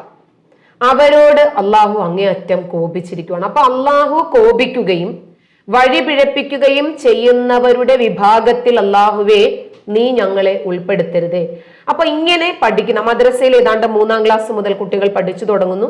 ഒരു 3-ാം ക്ലാസ്സിൽ പഠിക്കുന്ന 3 വയസ്സ് മുതൽ ഏതാണ്ട് ഒരു 6-7 ക്ലാസ്സുകളിൽ പഠിക്കുന്ന കുട്ടികൾക്ക് ഒരു 8, 9, 10 വയസ്സുണ്ടാവും 3-ാം ക്ലാസ്സിൽ മദ്രസയിൽ ചേർക്കുമ്പോൾ. ഈ 10 വയസ്സുള്ള കുഞ്ഞിന്റെ തലച്ചോറിലേക്ക് നമ്മൾ ഇഞ്ചക്ട് ചെയ്യപ്പെടുന്ന മതവിഷം ഇതാണ്. അതായത് അള്ളാഹു കോപിച്ച വിഭാഗമാണ് അവർ, അള്ളാഹു വഴി തെറ്റിച്ച് വഴി പിഴപ്പിച്ച് വിട്ട വിഭാഗമാണ് അവര്. അതുകൊണ്ട് അവരുമായിട്ടുള്ള ഒരു കോംറാഡ്ഷിപ്പ് നമുക്ക് വേണ്ട, നമുക്കത് ശരിയാകത്തില്ല. കാരണം നമ്മളെ അള്ളാഹു ഇഷ്ടപ്പെടുന്നു, നമ്മളെ അള്ളാഹു സ്നേഹിക്കുന്നു, അള്ളാഹു നമുക്ക് എല്ലാ അനുഗ്രഹങ്ങളും നൽകുന്നു. ഇപ്പോ 2-ാം ക്ലാസ്സിൽ പഠിക്കുന്ന 8 വയസ്സുകാരനായ ഒരു കുട്ടിയെ MM അക്ബറിന്റെ നിച്ച് ഓഫ് ട്രൂത്തിന്റെ സ്ഥാപനത്തിൽ പഠിപ്പിച്ചത് അവനെ എങ്ങനെ മതം മാറ്റാമെന്ന. അപ്പം എത്രമാത്രം അന്യമത വിരോധമാണ് ഇവര് പങ്കുവെക്കുന്നത്. അപ്പൊ ആ കുട്ടിയുടെ മനസ്സിൽ വരുന്നത് എല്ലാവരും മുസ്ലിം ആകണം, അപ്പൊ എന്നാ മാത്രമേ അവർക്ക് രക്ഷയുള്ളൂ. അപ്പൊ അമുസ്ലിങ്ങളൊക്കെ വൃത്തികെട്ടവരാണ്, വഴിപഴിച്ചവരാണ്, അള്ളാഹുവിന് ഇഷ്ടമുള്ളവരല്ല. അതുകൊണ്ട് നമ്മൾ എപ്പോഴും ഇഷ്ടപ്പെടേണ്ടത് അള്ളാഹു ഇഷ്ടപ്പെടുന്നവരെയാണ്. അപ്പൊ അതിനകത്ത് പഠിപ്പിക്കുന്നത് ഇങ്ങനെയാണ്: ഒരാളെ മതം മാറ്റാൻ 8 വയസ്സ് 9 വയസ്സുള്ള കുട്ടികളെയാണ് ഈ പഠിപ്പിക്കുന്നത്. എന്ത് ചെയ്യണം മതം മാറ്റാൻ? ആദ്യം അവന്റെ പേര് മാറ്റണം, 1. 2, അവന്റെ കഴുത്തിലുള്ള കൊന്തയോ മാലയോ എന്തെങ്കിലുമൊക്കെ ഉണ്ടെങ്കിൽ ആ ചക്രമൊക്കെ അഴിച്ചു വെപ്പിക്കണം. 3, അവൻ ഹലാൽ ഫുഡ് കഴിക്കാൻ പറയണം. ഇങ്ങനെ കുറെ റെസ്ട്രിക്ഷൻസ് പറഞ്ഞിട്ട് അവസാനം പറയുന്നതാണ് run away from the parents. അതായത് അവന്റെ മാതാപിതാക്കളിൽ നിന്നും അവൻ ഓടി രക്ഷപ്പെട്ടോണം. അത് തന്നെയല്ലേ അഖില ഹാദിയയും സോണിയ സെബാസ്റ്റ്യനും ഒക്കെ ചെയ്തത്? അത് തന്നെയല്ലേ, മാതാപിതാക്കളിൽ നിന്നും ഓടി രക്ഷപ്പെടുക. അപ്പൊ ഈ രൂപത്തിലാണ് ഈ കുട്ടികളെ മദ്രസയിൽ ട്രെയിൻ ചെയ്യപ്പെടുന്നത്. മറ്റവന്റെ പേര് അഭിനവെന്നോ എന്തോ ഒരു ക്രിസ്ത്യൻ പേരാണെന്ന് തോന്നുന്നു. അപ്പോ ഇവൻ രാവിലെ എഴുന്നേക്കും, ആദില് രാവിലെ എഴുന്നേക്കും, അവൻ പല്ല് തേക്കും, അവൻ ഒലു എടുക്കും, അവൻ നമസ്കരിക്കും, അവൻ ചെരുപ്പിട്ട് ബാത്റൂമിൽ പോകും. അപ്പൊ ആ കുഞ്ഞു മനസ്സിലേക്ക് എങ്ങനെയാണ് മറ്റുള്ള ആൾക്കാരുടെ ജീവിതം, മുസ്ലിം അല്ലാത്ത ആൾക്കാരുടെ ദിനചര്യകൾ എങ്ങനെയാണ്, അവരുടെ ഡെയിലി പ്രോസസ് ഇങ്ങനെയാണ് എന്നിട്ട് പഠിപ്പിക്കുവാണ്. മറ്റവനുണ്ട്, ഒരു അമുസ്ലിം കുട്ടിയുടെ പേരാണ്. ആ കുട്ടി ചെരുപ്പിടാതെയാണ് ബാത്റൂമിൽ പോകുന്നത്. അവൻ സംസാരിച്ചാൽ ഭയങ്കര വായ്നാറ്റമാണ്, അവൻ പല്ല് തേക്കില്ല, അവൻ കുളിക്കില്ല, അവൻ ഒന്നും എടുക്കില്ല. അപ്പോ അമുസ്ലിങ്ങൾ മുഴുവനും വൃത്തിയില്ലാത്തവരാണ്, നമ്മൾ മാത്രമാണ് വൃത്തിയുള്ളവർ. അപ്പൊ ആ പ്രായത്തിലുള്ള കുട്ടികളിൽ എങ്ങനെയാണ് അന്യമത വിരോധം കുത്തിവെക്കുന്നത് എന്ന് റിസർച്ച് ചെയ്ത ആൾക്കാർ ഇറക്കിയ പുസ്തകങ്ങളാണ് അതൊക്കെ. ഈ രൂപത്തിൽ പഠിക്കുകയും മനസ്സിലാക്കുകയും ചെയ്യുന്ന ഒരു കുഞ്ഞ് വളർന്ന് വലുതായി കഴിയുമ്പോൾ തീവ്രവാദി ആയില്ലെങ്കിലേ അത്ഭുതമുള്ളൂ. അപ്പൊ ഈ പറയുന്നതനുസരിച്ച് ഈ മദ്രസ വിദ്യാഭ്യാസത്തിലൂടെ ഈ കുട്ടികള് തീവ്രവാദ ചിന്താഗതിയുള്ളവരും മറ്റു മതങ്ങളിലുള്ളവരെ വെറുക്കുന്നവരുമായിട്ട് മാറുകയാണെങ്കിൽ അങ്ങനെ ആ കുഞ്ഞുങ്ങളെ വളർത്തി വിട്ടതിൽ ടീച്ചർ അടക്കമുള്ളവർക്ക് അതിനകത്തൊരു ഉത്തരവാദിത്വം. ഡെഫിനറ്റ്ലി ഞാനത് നിഷേധിക്കുന്നില്ല. കാരണം ഞാനും മദ്രസയിൽ പഠിപ്പിച്ചിരുന്ന ആളാണ്. ഈ പുസ്തകം അനുസരിച്ചിട്ട് ഇത് പഠിപ്പിക്കാൻ ഞാൻ ബാധ്യതപ്പെട്ട ആളാണ്. ഞാനും പഠിപ്പിച്ചിട്ടുണ്ട്. അത് അന്യമത വിരോധം കുട്ടികളുടെ മനസ്സിലേക്ക് കുത്തിവെച്ചിട്ടുണ്ട്. ഞങ്ങളുടെ വീട്ടിലൊക്കെ അന്യമതസ്ഥരൊക്കെ വന്നാൽ നമ്മൾ കഴിക്കുന്ന പാത്രത്തിലൊന്നും ഭക്ഷണവും വെള്ളവും ഒന്നും കൊടുക്കില്ല, അവരൊന്നും ഉറ്റമിത്രങ്ങളായിട്ട് സ്വീകരിക്കില്ല. ഞങ്ങളൊക്കെ അങ്ങനെയായിരുന്നു. അപ്പൊ എന്റെ ചെറിയ പ്രായമൊന്നും അങ്ങനെ ആയിരുന്നില്ല. അറബി കോളേജ് മുതലുള്ള പ്രായത്തിലാണ് ഈ മുസ്ലിം കൂട്ടുകാരെ മാത്രം സെലക്ട് ചെയ്യാൻ തുടങ്ങിയത്. അതിനു മുമ്പ് ഓണം, വിഷു, പെരുന്നാൾ, ഈസ്റ്റർ ഇതൊക്കെ പരസ്പരം ആഘോഷിക്കും, അതിലൊന്നും ഒരു പ്രശ്നവും. അതിലൊക്കെ അവരുടെ സന്തോഷത്തിലും സങ്കടത്തിലും ഒക്കെ പങ്കുചേർന്നിരുന്നു. ഈ അറബി കോളേജ് ഏതാണ്ട് ഒരു 10, 40, 50 വർഷത്തിനിടയിൽ മുജാഹിദ് ജമാഅത്തെ ഇസ്ലാമി എന്ന് പറയുന്ന ഇത്തരം തീവ്രവാദ സംഘടനകൾ, പിന്നെ SDPI പോലെ, മുസ്ലിം ലീഗ് പോലെ ഇവരൊക്കെ ശക്തരായി.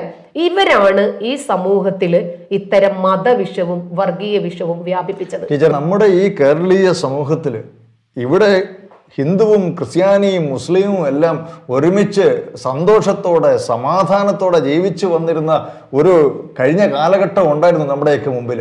പക്ഷെ അതിനിടയിൽ ഇങ്ങനെയുള്ള വർഗീയ വിഷം കുത്തിവെച്ച് ഈ സമൂഹത്തിൽ ഒരു മലീമസം എന്നുള്ള വാക്ക് ഒന്നുമല്ല, അതിനപ്പുറത്ത് ഇത് വളരെ നാശത്തിലേക്ക് പോകുന്ന, വലിയ തകർച്ചയിലേക്ക് പോകുന്ന ഒരു അവസ്ഥാവിശേഷം ഇവിടെ സംജാതമാക്കിക്കൊണ്ടുവരുന്നത് ശരിയാണോ?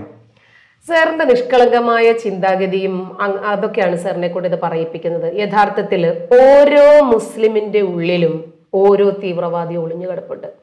അത് നമുക്ക് മനസ്സിലാകണമെങ്കിൽ സാറിന്റെ ഒരു ആത്മാർത്ഥ സുഹൃത്ത്, സപ്പോസ് സാർ ഇമാജിൻ ചെയ്തോളൂ, ഒരു മുസ്ലിമാണ്. അയാളുടെ ഈ ഉള്ളിൽ കിടക്കുന്ന മതതീവ്രവാദവും അന്യമത വിരോധവും എന്താണ് എന്ന് സാറിന് അറിയണമെങ്കിൽ ഒന്നുകിൽ അയാളുമായിട്ടൊരു സാമ്പത്തിക ഇടപാട് നടത്തണം, 2 അയാളുമായി പിണങ്ങണം, 3 അയാളുമായി യാത്ര ചെയ്യണം. ഈ 3 കാര്യങ്ങൾ കൊണ്ട് മാത്രമേ അയാളിൽ ഒളിഞ്ഞു കിടക്കുന്ന ഈ ജിഹാദി, ഈ മതതീവ്രവാദി, ഈ അന്യമത വിരോധി അവസരം കിട്ടിയാൽ എങ്ങനെ കത്തി മലർത്തി വെക്കണോ അതോ കുത്തനെ വെക്കണോ ഇയാളുടെ കഴുത്തിലേക്ക് എന്ന് ചിന്തിക്കുന്ന സാറിന്റെ ആത്മാർത്ഥ സുഹൃത്തിനെ സാറിനോട് കാണാം. ഞാൻ ഈ 3 തരത്തിലും എന്റെ സുഹൃത്തുക്കളുമായിട്ട് ഇടപെട്ടിട്ടുണ്ട്. പക്ഷെ എനിക്ക് ഇതുവരെ ഈ തരത്തിലുള്ള അനുഭവം ഉണ്ടായിട്ടില്ല. അല്ല, സാറിന് അനുഭവം ഉണ്ടായിട്ടില്ല എന്ന് കരുതി ഇപ്പൊ സാറിന്റെ ഫാമിലി സക്സസ് ആണ്, എന്റെ ഭാര്യ, എന്റെ കുട്ടികൾ, ഞാൻ നന്നായിട്ട് അധ്വാനിച്ചു കൊടുക്കുന്നുണ്ട്, അതുകൊണ്ട് എല്ലാ ആൾക്കാരും അങ്ങനെയാണ് കുടുംബം സക്സസ് ആയിട്ട് കൊണ്ടുപോകുന്നത് എന്ന് സാറിന് എങ്ങനെ പറയാൻ പറ്റും? സാറിന്റെ കാര്യം മാത്രമല്ലേ പറയാൻ പറ്റുള്ളൂ. എനിക്ക് എന്റെ സഹോദരങ്ങള് തീവ്ര ഇസ്ലാമിക ചിന്താഗതിക്കാരാണ്. എന്റെ ഉമ്മ മക്കയിൽ പോയി ഉംറ വരെ ചെയ്തിട്ടുള്ള ആളാണ്. അപ്പൊ ഞാനൊരു മതവിശ്വാസി അല്ലാത്തതിന്റെ പേരിൽ എന്റെ ഉമ്മയെ പോലും മക്കൾ നോക്കാറില്ല. 13 മക്കളുള്ള ആളാണ് എന്റെ ഉമ്മ. 13 മക്കളെ പ്രസവിച്ച് വളർത്തി ഒരു ക്ഷിപ്രകോപിയായ ഒരു ആർമിക്കാരന്റെ മക്കളെ വളർത്തി കൊണ്ടുവരണമെങ്കിൽ ഈ ഉമ്മ സഹിച്ച ത്യാഗങ്ങൾ എത്രയായിരിക്കും. പാറമടയിൽ മെറ്റിലടിക്കാൻ വരെ പോയിട്ടുണ്ട് എന്റെ ഉമ്മച്ചി. കൃഷി ചെയ്ത് ഒരുപാട് കഷ്ടപ്പെട്ട്, വീട്ടിലാണെങ്കിൽ കുട്ടികളുടെ ഒരു ശബ്ദം കേൾക്കാൻ പാടില്ല. വാപ്പച്ചി ഭയങ്കര ചിട്ടക്കാരനാ, ഭയങ്കര മുൻകോപിയാണ്. പിള്ളേരുടെ ബഹളം ഒന്നും കേൾക്കാൻ പാടില്ല. ഈ 2 വർഷം ആകുമ്പോൾ ഓരോ കുട്ടികളാ, എന്നാലും കുട്ടികളുടെ ബഹളം വീട്ടിലകത്ത് കേൾക്കാൻ പാടില്ല. ഈ 13 മക്കളെ ഒരു ഒറ്റമുറി ഓല കെട്ടിടത്തിനകത്തിട്ട് ഈ വാപ്പയുടെ മുമ്പിലിട്ട് വളർത്തി കൊണ്ടുവരണമെങ്കിൽ എന്റെ ഉമ്മ സഹിച്ച ത്യാഗങ്ങൾ എത്രയായിരിക്കും. വാപ്പ പെട്ടെന്ന് കൈകാര്യം ചെയ്യുന്ന ആളാണ്, നല്ലോണം ശാരീരിക ഉപദ്രവം ഒക്കെ ചെയ്യുന്ന ആളാണ്. അപ്പൊ ഇങ്ങനെ വളർത്തി വലുതാക്കി കഴിഞ്ഞപ്പോ ഇപ്പൊ ഞാനൊരു അമ്മയായപ്പോ എനിക്കറിയാം എന്റെ അമ്മ എത്രമാത്രം കഷ്ടപ്പെട്ടിട്ടുണ്ട്. അപ്പൊ ഉമ്മ പറയും, നേരം വെളുക്കുവോളം തൊട്ടിലിട്ട് ആട്ടി ആട്ടി ആട്ടി ആട്ടി നിന്ന് കാലിൽ നീര് വന്നിട്ടുണ്ട്. കാരണം ഇവര് ഉണർന്നാല് തൊട്ടിലിന്റെ ആട്ടം നിർത്തിയാൽ കുട്ടികൾ കരയും. അപ്പൊ കൂടുതൽ മക്കളുള്ള എല്ലാ കുടുംബങ്ങളിലും അല്ല, ഞാൻ പറയട്ടെ, സാറ് ചോദിച്ച ചോദ്യത്തിനാണല്ലോ ഞാൻ ഉത്തരം പറഞ്ഞു വരുന്നത്.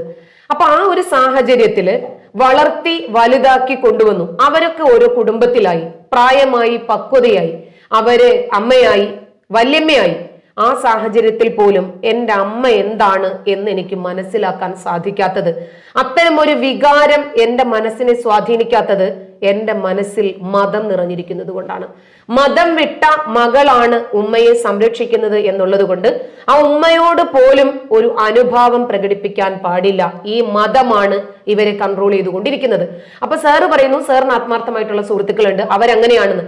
എന്റെ അനുഭവം വെച്ചിട്ടല്ലേ എനിക്ക് പറയാൻ കഴിയൂ. എനിക്കറിയാം എന്റെ സഹോദരങ്ങൾ, ഞങ്ങൾ ഒരുമിച്ച് ഒരു വീട്ടിനകത്ത് ജനിച്ചു വളർന്നു, ഒരു പായയിൽ ഉറങ്ങി, ഒരു പാത്രത്തിൽ ഉണ്ട്. ഒന്നും വേണ്ട, ഈ അമ്മയുടെ മക്കളല്ലേ, ആ മക്കൾ ഈ അമ്മയോട് കാണിക്കുന്ന സമീപനം എന്താണ് എന്ന് എനിക്കറിയാം. എന്റെ ഒരു സഹോദരൻ ഇപ്പോ ഒരു ആക്സിഡന്റ് പറ്റിക്കിടക്കാണ് പത്തനംതിട്ട. ഞാനായിരുന്നു നോക്കിയിരുന്നതൊക്കെ. മെഡിക്കൽ കോളേജ്, തിരുവനന്തപുരം മെഡിക്കൽ കോളേജിൽ കൊണ്ടുപോയി സർജറി ഒക്കെ ചെയ്ത് എന്റെ വീട്ടിൽ തന്നെയാണ് ഞാൻ നിർത്തിയിരുന്നത്. അതിനിടയിലാണ് പിന്നെ മതം ഞാൻ കുറച്ച് അഗ്രസീവായിട്ട് മതത്തെക്കുറിച്ച് റിയാക്ട് ചെയ്യാൻ തുടങ്ങി. അപ്പോഴേക്കും എൻ്റെ സഹോദരനെ എനിക്ക് പ്രൊട്ടക്ട് ചെയ്യാൻ പറ്റിയില്ല, ഞാൻ നാട് വിട്ടു പോന്നു. ഇപ്പൊ 5 വർഷമായി എൻ്റെ സഹോദരൻ കിടപ്പിലാണ്, കോമയിലാണ്. പത്തനംതിട്ട ജില്ലയിലെ കോന്നിയിലാണ് താമസിക്കുന്നത്. അപ്പം മുമ്പ് ഞാൻ കഴുത്തിൻ്റെ അവിടെ ഒരു സർജറി ചെയ്ത് കൊടുത്തിരുന്നു തിരുവനന്തപുരം മെഡിക്കൽ കോളേജിൽ നിന്ന്. അത് വളർന്നു, ഇപ്പൊ ക്യാൻസറായി. എന്നിട്ട് ആ സഹോദരനെ ഞാൻ ഈ സ്ത്രീയോട് പറഞ്ഞു, ഭാര്യയോട് പറഞ്ഞു, ഞാനാണ് എല്ലാം നോക്കിയിരുന്നത്. ഇപ്പൊ ഒരു പാരസെറ്റമോളിന്റെ ടാബ്ലറ്റ് പോലും എൻ്റെ സഹോദരന് ഇവർ കൊടുക്കുന്നില്ല. അങ്ങനെ അവൻ കിടന്ന് അനുഭവിക്കുന്നത് ഇവരിങ്ങനെ നോക്കി നിൽക്കുകയാണ്. 2 കുട്ടികളുണ്ട്, മോളെ കെട്ടിച്ചു, മോനുണ്ട്. അപ്പൊ ഞാൻ ഇവരോട് കാല് പിടിച്ചു പറഞ്ഞു, ഒന്നുകിൽ എനിക്ക് നിങ്ങൾ വിട്ടുതാ, എന്റെ സഹോദരനാണല്ലോ, ഞാൻ കൊണ്ടുപോയി ചികിത്സിച്ചോളാം. അതല്ലെങ്കിൽ നിങ്ങൾ കൊണ്ടുപോയി ചികിത്സിച്ചോ, എവിടെ വേണമെങ്കിലും കൊണ്ട് ചികിത്സിച്ചോ. ആ ചികിത്സിക്കാനുള്ള സംവിധാനം ഫിനാൻഷ്യലി ഒക്കെ ഞാൻ ചെയ്തു തരാം. എൻ്റെ കയ്യിൽ ഉണ്ടായിട്ടല്ല, പക്ഷെ ഞാൻ വിചാരിച്ചാൽ പറ്റും, ചെയ്തു തരാം. അപ്പോ എൻ്റെ സഹോദരന്റെ ഭാര്യ എന്നോട് പറഞ്ഞത്, പള്ളിക്കാർക്ക് എഴുതി ഒപ്പിട്ട് കൊടുക്കണം. ഏത് പള്ളിക്കാര്? അപ്പോ ഇവർക്കറിയാം ഈ പള്ളിക്കാർ ഒരിക്കലും എന്നെ അംഗീകരിക്കില്ല. അപ്പൊ എന്റെ സഹോദരൻ അവിടെ കിടന്ന് മരിച്ചാലും സാരമില്ല, അവൻ കിടന്ന് നരകിച്ചാലും സാരമില്ല, അവനൊരു മെച്ചപ്പെട്ട ട്രീറ്റ്മെന്റ് മതം വിട്ട എന്റെ കൈ കൊണ്ട് കിട്ടരുത്. ഇവരെ കുറിച്ചിട്ടാണോ സാറ് പറയുന്നത് മതേതരവാദികളാണെന്ന്? അല്ല, അതിന് മറ്റു സാഹചര്യങ്ങളില്ലേ? എന്ത് സാഹചര്യം? സഹോദരന് നല്ല ചികിത്സ കിട്ടാൻ ഈ പെങ്ങളുടെ സഹായം കൂടാതെ മറ്റു പല വഴികളും തേടിക്കൂടെ? 5 വർഷം കൊണ്ട് ആരും ഒന്നും ചെയ്തില്ലല്ലോ. ഈ സാറ് പറഞ്ഞ, ഞാൻ ഒരുമിച്ച് യാത്ര ചെയ്ത, ഫിനാൻഷ്യലി ഇടപെട്ട, പിണങ്ങിയ ഒരുപാട് സുഹൃത്തുക്കൾ എനിക്കുണ്ട്. അവരൊക്കെ വാനോളം ഉയർത്തപ്പെട്ടവരാണ്. വേണമെങ്കിൽ നമുക്ക് വാഴ്ത്തപ്പെട്ട അപ്പോസ്തലന്മാരായിട്ട് അവരുടെയൊക്കെ കഴുത്തിൽ ഒരു കുരിശൊക്കെ ഇട്ടിട്ട് മുകളിൽ തറച്ചു വെക്കാമെന്ന് പറഞ്ഞല്ലോ. ഈ കൗമിന്റെ, ഈ സമൂഹത്തിന്റെ മൊത്ത കുത്തക എടുത്തിട്ടുള്ള ആൾക്കാരുടെ കാര്യമാണ് ഞാൻ ഈ പറഞ്ഞത്. പള്ളിക്കാരെന്തിനാണ് എന്റെ സഹോദരന്റെ കാര്യത്തിൽ ഇടപെടുന്നത്? അവിടെ മതമാണ് വന്നത്. അവിടെ അവരെ കൺട്രോൾ ചെയ്യുന്നത് മതമാണ്. ഈ 90 വയസ്സായ എന്റെ അമ്മ മരിച്ചാൽ തിരുവനന്തപുരം ജില്ലയിലെ പാളയംപള്ളിയിൽ അടക്കില്ല എന്ന് അവർ പേപ്പർ കൊടുത്തിരിക്കുന്നു എന്റെ സഹോദരങ്ങൾക്ക്. എന്താണ് അവരെ കൺട്രോൾ ചെയ്യുന്നത്? മതമാണ്. കാരണം ഞാൻ മതം വിട്ടു, ഞാൻ മതത്തെ വിമർശിക്കുന്നു. ആ ഒരു ഒറ്റ കാരണത്താൽ ഇവരൊക്കെ വിക്ടിംസ് ആണ് അതിന്റെ. എന്റെ ഉമ്മയാണെങ്കിലും ഉമ്മയ്ക്ക് ആഗ്രഹമില്ലേ മക്കളെ കാണണം, മക്കളോടൊപ്പം നിൽക്കണം? അവർക്കാർക്കും ഒരു ആഗ്രഹം പോലുമില്ല. കാരണം അവരെ കൺട്രോൾ ചെയ്യുന്നത് മതമാണ്. മതം വിട്ടവരെ ഒരു കാര്യം ഇതിന്റെ ഇടയ്ക്ക് ചോദിക്കട്ടെ, നിങ്ങൾ മതം വിട്ടങ്ങ് പോയാൽ പോരെ? പിന്നെന്തിനാണ് ഈ ഒരു സമൂഹത്തെ മുഴുവൻ ഒരു വിമർശനത്തിന്റെ മുൾമുനയിൽ നിർത്തേണ്ട ആവശ്യം എന്താ? സരി, മദ്യനിരോധന സമിതിയെ കുറിച്ച് കേട്ടിട്ടുണ്ടോ? ഉണ്ടാകും അല്ലെ? എന്റെ ഒരുപാട് സുഹൃത്തുക്കൾ ഇപ്പം മദ്യം ഉപയോഗിച്ച് കുടുംബമൊക്കെ ചിന്ന ഭിന്നമായ പല ആൾക്കാരും പിന്നീട് ഡി അഡിക്ഷൻ സെന്റർ പോലെയുള്ളവരെയൊക്കെ സമീപിച്ചിട്ട് അങ്ങനെ അവര് മദ്യം ഉപേക്ഷിച്ചു. അവർക്കറിയാം എന്റെ ആഫ്റ്റർ എഫക്റ്റ് എന്താണെന്ന്, എന്റെ കുടുംബം, എന്റെ മക്കൾ അനുഭവിച്ച പ്രയാസങ്ങൾ. അപ്പോൾ അവരതിനെതിരായിട്ട് പ്രവർത്തിക്കുന്നു. അപ്പൊ സാർ അവരെ ഒരു ഇന്റർവ്യൂ ചെയ്താൽ ആദ്യം ചോദിക്കുന്ന ചോദ്യം എന്തായിരിക്കും? നിങ്ങൾ എന്തിനാണ് ഈ മദ്യനിരോധന സമിതിയിൽ അംഗമായിരിക്കുന്നത്? നിങ്ങൾ കള്ളു കുടിക്കണ്ട, നിങ്ങൾ പോയിക്കോ, മറ്റുള്ളവർ കുടിച്ച് ചീത്തായിക്കോട്ടെ എന്ന് സാർ പറയുമോ? ഇല്ല എന്ന് ഞാൻ മനസ്സിലാക്കുന്നു. കാരണം നമുക്കൊരു മൊറാലിറ്റി ഉണ്ട്. നമ്മൾ ഒരു ജനാധിപത്യ സമൂഹത്തിലാണ് ജീവിക്കുന്നത്. അപ്പൊ ഞാൻ നടന്നു വന്ന വഴി കല്ലും മുള്ളും നിറഞ്ഞതായിരുന്നു. ഞാനൊരു പൊട്ടക്കിണറ്റിൽ വീണുപോയി. എങ്ങനെയെങ്കിലും ഒക്കെ ഒരു മുൾക്കമ്പിലൊക്കെ പിടിച്ച് ഞാൻ കയറി. വേറെ ആരും അതിനകത്ത് വീഴരുത് എന്ന് ഞാൻ ആഗ്രഹിക്കുന്നു. ഒരുപാട് പെൺകുട്ടികൾ ഇപ്പോൾ ക്ലബ് ഹൗസ് ഒക്കെ തുടങ്ങിയത് പിന്നെ ഒരുപാട് സ്ത്രീകൾ മതം വിട്ട് പുറത്തു വരുന്നുണ്ട്. അവരുടെയൊക്കെ പ്രചോദനം ഉൾക്കൊണ്ടാണ്, ഞാനൊക്കെ പറയുന്ന പ്രചോദനം ഉൾക്കൊണ്ടിട്ടാണ് അവരത് പുറത്തു വരുന്നത്. കാരണം ഈ മതം എന്ന് പറയുന്നത് ഇതിന് വേണ്ടിയിട്ട് കൊല്ലാനും ചാകാനും തയ്യാറായിട്ടാണ് ഇവർ ഇതിലേക്ക് വരുന്നത്. പിന്നെ ഖുർആനിലെ 9-ാം അധ്യായമായ സൂറത്ത് തൗബയിൽ ഒരു വാചകമുണ്ട്, 111, നിങ്ങൾക്ക് ഞാൻ സ്വർഗം തരാം, നിങ്ങളുടെ ശരീരവും നിങ്ങളുടെ സമ്പത്തും ഞാനിങ്ങ് എടുത്തു, നിങ്ങളുടെ ജോലി എന്താ? കൊല്ലുക, കൊല്ലപ്പെടുക. ഇങ്ങനെ പറയുന്ന ഒരു മതഗ്രന്ഥം നമ്മൾക്ക് ബേസ് ആയിട്ടുള്ളപ്പോൾ അതിനെ അടിസ്ഥാന പ്രമാണമാക്കി നിന്നുകൊണ്ട് പ്രവർത്തിക്കുന്ന ആൾക്കാർ ഇങ്ങനെ ആകാനല്ലേ തരമുള്ളൂ. കാരണം അവർ കൊല്ലുക, കൊല്ലപ്പെടുക, ഇത് രണ്ടും മാത്രമാണ് ഈ മതത്തിന്റെ ആധാരം. അപ്പൊ മതം വിട്ട ഒരാളെ എങ്ങനെ കാണണം? ഞാൻ മതം വിട്ടു, ഞാൻ ആ വഴിക്ക് അങ്ങ് പോയാൽ പോരെ. പക്ഷേ ഈ വലയിൽ നിന്നും എൻ്റെ ഒരുപാട് സഹോദരങ്ങളെ എനിക്ക് രക്ഷപ്പെടുത്തേണ്ടതായിട്ടുണ്ട്. ഇപ്പൊ 2 വർഷം മുമ്പ് കോഴിക്കോട് ലിറ്റ്മസ് എന്ന് പറഞ്ഞ് ഞങ്ങളൊരു പ്രോഗ്രാം ചെയ്തിരുന്നു എസൻസിന്റെ കീഴിൽ. അതിൽ ഞങ്ങൾക്ക് ആകെ 3000-4000 ആൾക്കാരെ അതിനകത്ത് ഹാളിനകത്ത് കൊള്ളുള്ളൂ. രാവിലെ ഏതാണ്ട് 7 മണിയോട് കൂടി ആയപ്പോഴേക്ക് 7500-ലപ്പുറം ആൾക്കാരെ, അങ്ങനെ ഫയർഫോഴ്സുകാരൊക്കെ വന്നിട്ട് ഇത് നിർത്തിവെക്കണം. എവിടെയാ? ഈ മലബാറിന്റെ മണ്ണിലാണ്. അപ്പൊ മതം വിട്ട് പബ്ലിക്കായിട്ട് ഡിക്ലെയർ ചെയ്യാൻ തയ്യാറായിട്ടുള്ള അത്രയധികം ആൾക്കാർ ഒരു പബ്ലിക് പ്ലാറ്റ്ഫോമിൽ വരുന്നെങ്കിൽ മതം വിടാൻ തയ്യാറുള്ള, ഈ മതത്തെക്കുറിച്ച് പഠിച്ച, മനസ്സിലാക്കിയ, പഠിക്കാൻ തയ്യാറുള്ള, അറിഞ്ഞ, ചിലപ്പോൾ ചിലർ പറയാൻ തയ്യാറാകും, ചിലർ പറയാൻ തയ്യാറാകില്ല, അങ്ങനെ ഒരുപാട് ആൾക്കാർ അതിന് തയ്യാറായി വരുന്നത് മതം എന്താണ് എന്ന് ഞങ്ങൾ പഠിപ്പിക്കുന്നത് കൊണ്ടാണ്. ഞങ്ങൾ മനസ്സിലാക്കി കൊടുക്കുന്നുണ്ട്. 1400 കൊല്ലമായിട്ട് ഖുർആനുള്ളതാണെന്നും ആർക്കും അറിയില്ല. ഇതിലുള്ളതൊന്നും ഇതിനകത്തുള്ളതൊന്നും അങ്ങനെ തന്നെ ഒരാളും പഠിപ്പിച്ചിട്ടുമില്ല. ഈ ഉസ്താദന്മാർ വന്നിട്ട് കുറച്ച് വഷളത്തരങ്ങളൊക്കെ പറഞ്ഞിട്ട് പോകുക എന്നുള്ളതല്ലാതെ അവരിതിനെ കുറിച്ചൊന്നും ചിന്തിക്കത്തുമില്ല, പറയത്തുമില്ല. ഖുർആനിനകത്തുള്ളത് എന്താണെന്ന് യുക്തിവാദികളാണ് ഈ സമൂഹത്തെ പഠിപ്പിച്ചത്. അപ്പൊ ഇതിനകത്ത് അന്യമത വിരോധം ഉണ്ടോ? ആ മുസ്ലിമിനെ കണ്ടടത്ത് വെച്ച് വെട്ടിക്കൊല്ലാൻ ഖുർആനിൽ വാചകമുണ്ടോ? അവരിൽ നിന്നും ഓടി ഒളിച്ചോളാൻ വാചകമുണ്ടോ? ഇസ്ലാമിക രാജ്യം സ്ഥാപിക്കുന്നത് വരേക്കും മറ്റുള്ളവരെ കൊല്ലാനെന്ന് ഖുർആനിൽ വാചകമുണ്ടോ? അയ്യോ, ഇതൊക്കെ വ്യത്യസ്തമായ പരിഭാഷകളൊക്കെ പുറത്തു വന്നതോടുകൂടി ആൾക്കാർക്ക് മനസ്സിലാകുന്നു, നമ്മളത് ഡിസ്പ്ലേ ചെയ്യുന്നു. അപ്പൊ ഞാൻ ചെയ്യുന്നത് ഇത്ര മാത്രമേ ഉള്ളൂ, മതം വിട്ടു, മര്യാദയ്ക്ക് ഞാൻ അങ്ങ് പോയാൽ മതി, എന്നെ അങ്ങനെ ജീവിക്കാൻ ഒരു വിട്ടില്ല. മതം വിട്ടുപോയി പിന്നാലെ ആക്രമിച്ചു കൂടി, കുടുംബത്തിൽ ഭ്രഷ്ട്, സമൂഹത്തിൽ ഭ്രഷ്ട്, ഇല്ലാത്ത കാര്യങ്ങൾ, അപരാധങ്ങൾ ഉണ്ടാക്കുക. അപ്പോ ഈ പറഞ്ഞ കാരണങ്ങളൊക്കെയാണോ ടീച്ചർ മതം വിടാൻ ആത്യന്തികമായിട്ട് കാരണമായി തീർന്നിട്ടുള്ളത്? മതം വിടാനുള്ള കാരണം നമ്മളിപ്പോ ഇവിടെ ഒരാഴ്ച ഇരുന്ന് പറഞ്ഞാലും തീരാത്തത്ര കാര്യങ്ങളുണ്ട്. ഞാനൊരു റിജിഡ് ആയിട്ടുള്ള ഒരു മാനസികാവസ്ഥയിലാണ് വളർന്നു വന്നത്. ഒരു ഓർത്തഡോക്സ് ഫാമിലി ആയിരുന്നു. അങ്ങനെ മതത്തെ കുറിച്ചിട്ട് ഇങ്ങനെ ഒരുപാട് സ്ത്രീ വിരുദ്ധതകൾ ഉണ്ടെന്ന് കേട്ടിട്ടുണ്ടെങ്കിലും, പക്ഷേ ഇസ്ലാം അങ്ങനെയാണ്, ഒരു ചട്ടക്കൂടാണ്, അടക്കവും ഒതുക്കത്തോടു കൂടിയാണ് മനുഷ്യനെ ഇങ്ങനെ വളർത്താൻ പ്രേരിപ്പിക്കുന്നത്. അവൻ എന്ത് നന്മ ചെയ്താലും അല്ലാഹു കാണും, അതിന്റെ പ്രതിഫലം നൽകും, തിന്മ ചെയ്താലും ശിക്ഷയുണ്ട്, ഇങ്ങനെയൊക്കെ പറഞ്ഞ് പഠിപ്പിക്കപ്പെട്ട ഒരു മതം കുറച്ചുകൂടി അടുത്തടുത്ത് വന്നപ്പോഴേക്ക് മാങ്ങയിൽ അണ്ടിയോട് എടുക്കുമ്പോൾ മാങ്ങയുടെ പുളി കൂടുന്നത് പോലെ ഭയങ്കരമായിട്ട് പുളിച്ചു തുടങ്ങി. അങ്ങനെ അറബിക് കോളേജിൽ പഠിച്ചു, ഖുർആൻ പഠിച്ചു, ഹദീസ് പഠിച്ചു. ചില ഹദീസുകൾ തീരെ അഡ്മിറ്റ് ചെയ്യാൻ പറ്റിയില്ല. അതിൽപ്പെട്ട ഒരു ഹദീസാണ്, എന്നെ മാറി ചിന്തിക്കാൻ പ്രേരിപ്പിച്ച ഒരു ഹദീസാണ്. ഒരു ഉഖിൽ ഉറൈന ഗോത്രത്തിൽപ്പെട്ട ഒരാൾ, അനസ് റിപ്പോർട്ട് ചെയ്യുന്ന ഒരു ഹദീസാണ്, പ്രവാചകന്റെ ഒരു അനുചരനാണ്. അപ്പോൾ അവര് മദീനയിൽ വന്നു. മദീനയിൽ വന്നപ്പോഴേക്കും അവർക്ക് പകർച്ചവ്യാധി പിടിപെട്ടു. അങ്ങനെ പ്രവാചകൻ പറഞ്ഞു, അവരുടെ ഒട്ടകത്തിന്റെ മൂത്രവും പാലും നിങ്ങൾ കുടിച്ചോളാൻ പറഞ്ഞു. അത് കുടിച്ചു, ഇവരുടെ പകർച്ചവ്യാധിയൊക്കെ മാറി. ഒട്ടകത്തിന്റെ ഇടയനെ കൊന്നിട്ട് ഇവർ ഒട്ടകത്തിനെ അടിച്ചു മാറ്റി കൊണ്ടുപോയി. നേരം വെളുത്തപ്പോൾ പ്രവാചകൻ ഇതറിഞ്ഞു. പ്രവാചകൻ ഉത്തരവിട്ട് അവരെ പിടിച്ചുകൊണ്ട് വരാൻ പറഞ്ഞു. പിടിച്ചുകൊണ്ട് വന്നു.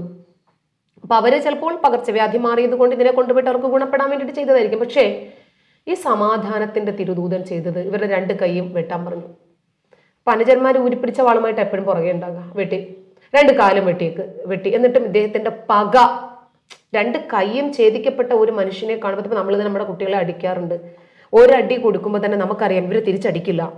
ഇവർ തിരിച്ചടിക്കാത്തത് കൊണ്ടാണ് നമ്മൾ അവരെ അടിക്കുന്നത്. അവരുടെ കണ്ണ് നിറയുമ്പോൾ നമ്മുടെ മനസ്സ് ആ അടിച്ചതിന്റെ പേരിലായിരിക്കും അന്ന് മൊത്തം നമ്മൾ ആകെ മെന്റലി ഡിസോർഡർ ആയിട്ട് നമുക്ക് വല്ലാത്തൊരു ഫീൽ ആയിരിക്കും.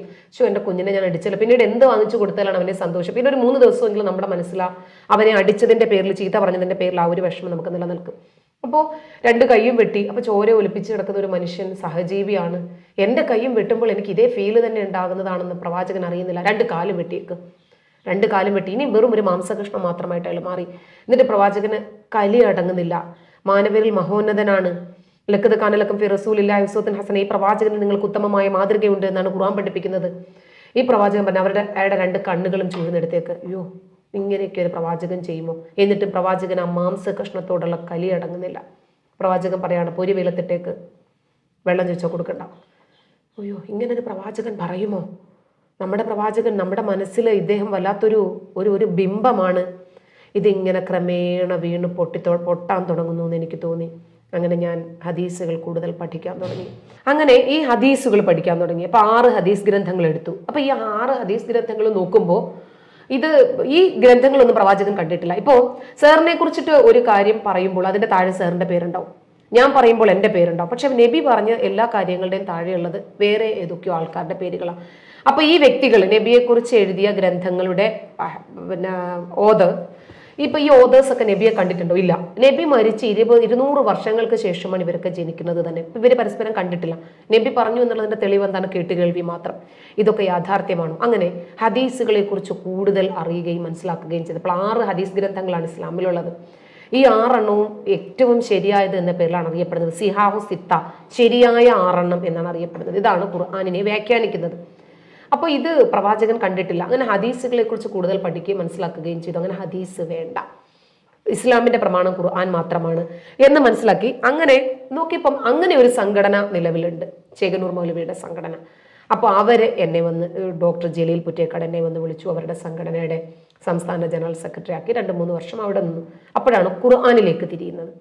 അപ്പൊ ഖുർആൻ കൂടുതൽ പഠിച്ചപ്പോൾ ഇതിനകത്തുള്ളതൊക്കെ യുദ്ധം, കൊല, പിടിച്ചുപറി, പെൺവാണിഭം, അയ്യോ ഇതൊക്കെ. അതുപോലെ നമ്മൾ എവിടെയെങ്കിലും വന്നിട്ട് തല മുട്ടിയോ, പടച്ചോൻ കഞ്ചാവാണോ എന്ന് തോന്നിപ്പോകും. ചില ഒരിക്കൽ പറയും കള്ള് കുടിക്കണ്ട, മറ്റപ്പോൾ പറയും കള്ളിനകത്ത് കുറച്ച് ഉപകാരങ്ങളൊക്കെ ഉണ്ട്, കുടിക്കണ്ടെന്ന് പറഞ്ഞാൽ പോരെ, അല്ലെങ്കിൽ നീ കുടിച്ചിട്ട് നീ നിസ്കരിക്കണ്ടെന്ന് പറഞ്ഞാൽ പോരെ. ഇത് ഒരിക്കൽ പറയും ഇത് പറയുന്നതിന് മാറ്റമൊന്നുമില്ല കേട്ടോ, മറ്റൊരിക്കൽ പറയും ഞാൻ മാറ്റൂട്ടാ, പിന്നെ പറയും ഞാനിത് മാറ്റിയാൽ വേറെ അതുപോലുള്ള ഒരെണ്ണം കൊണ്ടുണ്ടെങ്കിൽ പിന്നെ മാറ്റേണ്ട കാര്യമുണ്ടോ. പിന്നെ ഒരിക്കൽ പറയും നിങ്ങൾ വഴിതെറ്റിക്കുന്ന പിശാചാണ്, പിശാചിനെ വഴിതെറ്റിപ്പിച്ചത് ഞാനാട്ടോ.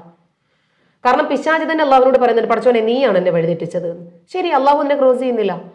പിശാചിനെ വഴിതെറ്റിക്കേണ്ട കാര്യമില്ലല്ലോ, അവൻ തെറ്റായ വഴിയിലൂടെയാണല്ലോ പോയിക്കൊണ്ടിരിക്കുന്നത്. അല്ല, പിശാച് ആദ്യം നല്ലൊരാളായിരുന്നു. ഇസ്ലാമിന്റെ കൺസെപ്റ്റ് അനുസരിച്ചിട്ട് അയാൾ വളരെ നല്ല മനുഷ്യനായിരുന്നു. വൈദക്കാല റബ്ബുക്കലിൽ മലായികത ഇസ്ജുദൂ ആദം ഫസജദൂ ഇല്ലാ ഇബ്ലീസ് അബാ വസ്തക്ബറ വകാന മിനൽ കാഫിരീൻ. ആദമിനെ സൃഷ്ടിച്ചു, ആദമിനെ സുജൂദ് ചെയ്യാൻ പിശാചിനോട് പറഞ്ഞു. അതുവരെ അയാൾ നല്ല ആളായിരുന്നു. ആദമിനെ സുജൂദ് ചെയ്യില്ല. പടച്ചോനെ നീ അല്ലേ പടച്ചോനെ ആദ്യം പറഞ്ഞത് ആർക്കും സുജൂദ് ചെയ്യരുത്, നിനക്ക് മാത്രം ചെയ്താൽ മതി, ഇപ്പം മാറ്റി പറഞ്ഞാലോ. അയാൾ ചെയ്തില്ല. അങ്ങനെ അയാളോട് പറഞ്ഞു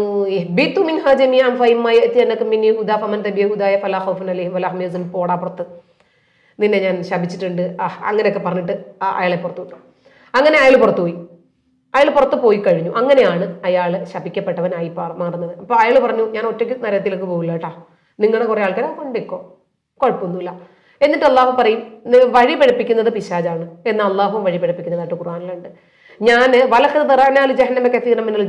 ഖുർആൻ പറയുന്നുണ്ട് ഒരു വിഭാഗം മനുഷ്യരെയും ജിന്നുകളെയും ഒക്കെ വലിച്ചെടുത്ത് ഞാൻ നരകത്തിലേക്ക് കൊണ്ടുപോകുന്ന പടച്ചോൻ പറയുന്നുണ്ട്. അപ്പോൾ പടച്ചോൻ വഴി പഠിപ്പിക്കുന്നു, പടച്ചോൻ തന്നെ നരകം തരുന്നു. പടച്ചോൻ പറയാണ് ഞാൻ വിചാരിച്ചാൽ നിങ്ങളൊക്കെ സ്വർഗത്തിലാകുമായിരുന്നു കേട്ടോ, നിങ്ങളൊക്കെ ഒറ്റ മനുഷ്യന്മാരാകുമായിരുന്നു, നല്ല മാർഗത്തിലാകുമായിരുന്നു, പക്ഷേ വിചാരിക്കില്ല. അതായത് നാം നനച്ച പുലിയെ പിടിപ്പേ ആന ഉശിരി പോനാലും നനയ്ക്ക മാട്ടെ എന്ന് പറഞ്ഞ പോലെ പടച്ചോൻ വിചാരിച്ചിട്ടേ ഇല്ല. അങ്ങനെയാണ് പടച്ചോൻ വഴി പഠിപ്പിക്കുന്നത്. അയ്യോ പടച്ചോൻ തന്നെ വഴി പഠിപ്പിക്കുന്നത്. അപ്പൊ എന്നെ മോണിറ്റർ ചെയ്യുന്നത് പടച്ചോനാ, പിന്നെ നരകവും സ്വർഗവും, അയ്യോ ഇതെന്ത് കാര്യം. അങ്ങനെ ഈ മതത്തെക്കുറിച്ച് കൂടുതൽ പഠിക്കുക മനസ്സിലാക്കി ചെയ്തപ്പം ഇത് ഞാൻ എത്തി നിന്നത് ഒരു ഡാർക്ക് ഏജിലാണ്. കാരണം ഒന്നും മനസ്സിലാക്കുന്നില്ല, ഒരു ഇരുട്ട്, ഒരു ഗോളം, ഇതിനകത്ത് എന്തപ്പാ, ഇതിനകത്തൊന്നും എനിക്ക് മനസ്സിലായിട്ടില്ല. അപ്പോൾ പടച്ചോനെ കൊണ്ട് ഒരു ചുക്കും ചുണ്ണാമ്പും പറ്റില്ല. ഈ വീരവാദം മാത്രമേ ബാക്കിയുള്ളൂ. ഇപ്പോൾ കൊറോണ വൈറസ് മനുഷ്യനെ കൊണ്ട് കാണാൻ പറ്റാത്ത വൈറസാണ്, പക്ഷെ പടച്ചോൻ ഒളിവില്ല. ഹജ്ജ് ചെയ്യണ്ട, ഉംറ ചെയ്യണ്ട, പള്ളിയിൽ വിളിച്ചു പോകലില്ല, പള്ളിയിൽ ഉച്ചയും കുത്തി മറിയലില്ല, ഇതൊന്നുമില്ല. ആ പഠിച്ചവൻ ഒളിവിൽ നിൽക്കുകയാണ്. എന്തോ എനിക്ക് മനസ്സിലായില്ല. അപ്പൊ ഞാൻ വിചാരിച്ചു, ഈ പഠിച്ചവനും അയാളെ കൊണ്ടൊരു ചുക്കും ചുണ്ണാമ്പും കൊള്ളില്ല, ചുമ്മാ ഈ ഗോതയിൽ ഇറങ്ങി വീരവാദം അല്ലാതെ. അങ്ങനെയൊക്കെയുള്ള സാഹചര്യത്തിൽ അത്തരം ചിന്താഗതിയിൽ നിന്നാണ് ഞാൻ മതം ഉപേക്ഷിച്ചത്. ഞാൻ കണ്ടിട്ടുള്ള പടച്ചവൻ പേടിത്തൊണ്ടനാണ്, അനീതി ഉള്ള ആളാണ്, കാരുണ്യത്തിന്റെ ഒരു കണിക പോലും അയാളുടെ ഇതിൽ ഞാൻ കണ്ടിട്ടില്ല. കാരണം വളരെ ചെറിയ പ്രായത്തിൽ ഞാൻ എൻ്റെ ഉമ്മച്ചിയുടെ കൂടെ പട്ടിണി കിടക്കുന്ന സമയത്ത് ഉമ്മച്ചിയുടെ സഹോദരനും കുട്ടികളും സുഭിക്ഷമായിട്ട് ഭക്ഷണമൊക്കെ കഴിച്ച് നല്ല വസ്ത്രമൊക്കെ ധരിച്ച് തൊട്ടടുത്ത വീട്ടിൽ ഉമ്മച്ചി കൊടുത്ത സ്ഥലമാണ്, സുഖമായിട്ട് അവർ ജീവിക്കുകയാണ്. ഞങ്ങൾ രണ്ടുപേരും സൃഷ്ടിച്ചത് ഈ പടച്ചോൻ തന്നെയല്ലേ. ഒന്നും അല്ലെങ്കിൽ അവർക്ക് 3 നേരം കൊടുക്കുമ്പോൾ 1 നേരമെങ്കിലും എനിക്ക് പടച്ചോന് തരാൻ പറ്റണ്ടേ? ഇതൊന്നും പറ്റാത്ത ഇയാള് നീതിബോധമൊന്നുമില്ല. അത്തരം പഠനത്തിൽ നിന്നും ആണ്, അങ്ങനെ വിശ്വാസപരമായി പരിണാമത്തിലൂടെ പഠനത്തിലൂടെയാണ് ഞാൻ മതം വിടാനുണ്ടായ കാരണം. നമുക്ക് ചുറ്റിലും ഒരുപാട് ജാമിതമാര് വളരെ പ്രതീക്ഷയോടെ ഇന്ന് ഇത് കേട്ടുകൊണ്ടിരിക്കുകയാണ്. ജാമിത ടീച്ചർ മതം വിടാനുള്ള സാഹചര്യങ്ങൾ, അതിലേക്ക് വഴിവെച്ച അനുഭവങ്ങൾ, പ്രത്യേകിച്ച് തൻ്റെ ബാല്യകാലത്തിൽ അനുഭവിക്കേണ്ടി വന്ന തീവ്രമായ വേദനിപ്പിക്കുന്ന അനുഭവങ്ങൾ, ഇതൊക്കെയാണ് നമ്മൾ ഈ എപ്പിസോഡിൽ നമ്മൾ കണ്ടത്. എന്നാൽ യഥാർത്ഥത്തിൽ മതം വിടാനുള്ള സാഹചര്യം എന്തായിരുന്നുവെന്ന് ഇനി പറയാനിരിക്കുന്നതേ ഉള്ളൂ. തീർച്ചയായും ഞാൻ മതം വിടാനുണ്ടായ കാരണങ്ങളിൽ ഏകദേശം വഴികൾ മാത്രമാണ് ഞാൻ നിങ്ങളുമായി പങ്കുവച്ചിട്ടുള്ളത്. എൻ്റെ വെളിപാടിന്റെ പടവുകൾ വളരെ വലുതാണ്. അതിനെയും തീർച്ചയായിട്ടും അടുത്ത എപ്പിസോഡിൽ ഞാൻ നിങ്ങളുമായിട്ട് പങ്കുവെക്കും. കാരണം വരുന്ന ജനതയ്ക്ക് നല്ല ഒരു മുതൽക്കൂട്ടാകണമെങ്കിൽ പല കാര്യങ്ങളും ഞാൻ പറയേണ്ടതായിട്ടുണ്ട്. സമൂഹത്തിൽ പറഞ്ഞ് പ്രചരിപ്പിക്കപ്പെടുന്ന വസ്തുതകളിൽ നിന്നും തികച്ചും വിഭിന്നമാണ് യാഥാർത്ഥ്യം എന്നറിയാൻ നിങ്ങളിൽ ഓരോരുത്തരും തീർച്ചയായിട്ടും എൻ്റെ ഇന്റർവ്യൂ കാണണം. നന്ദി.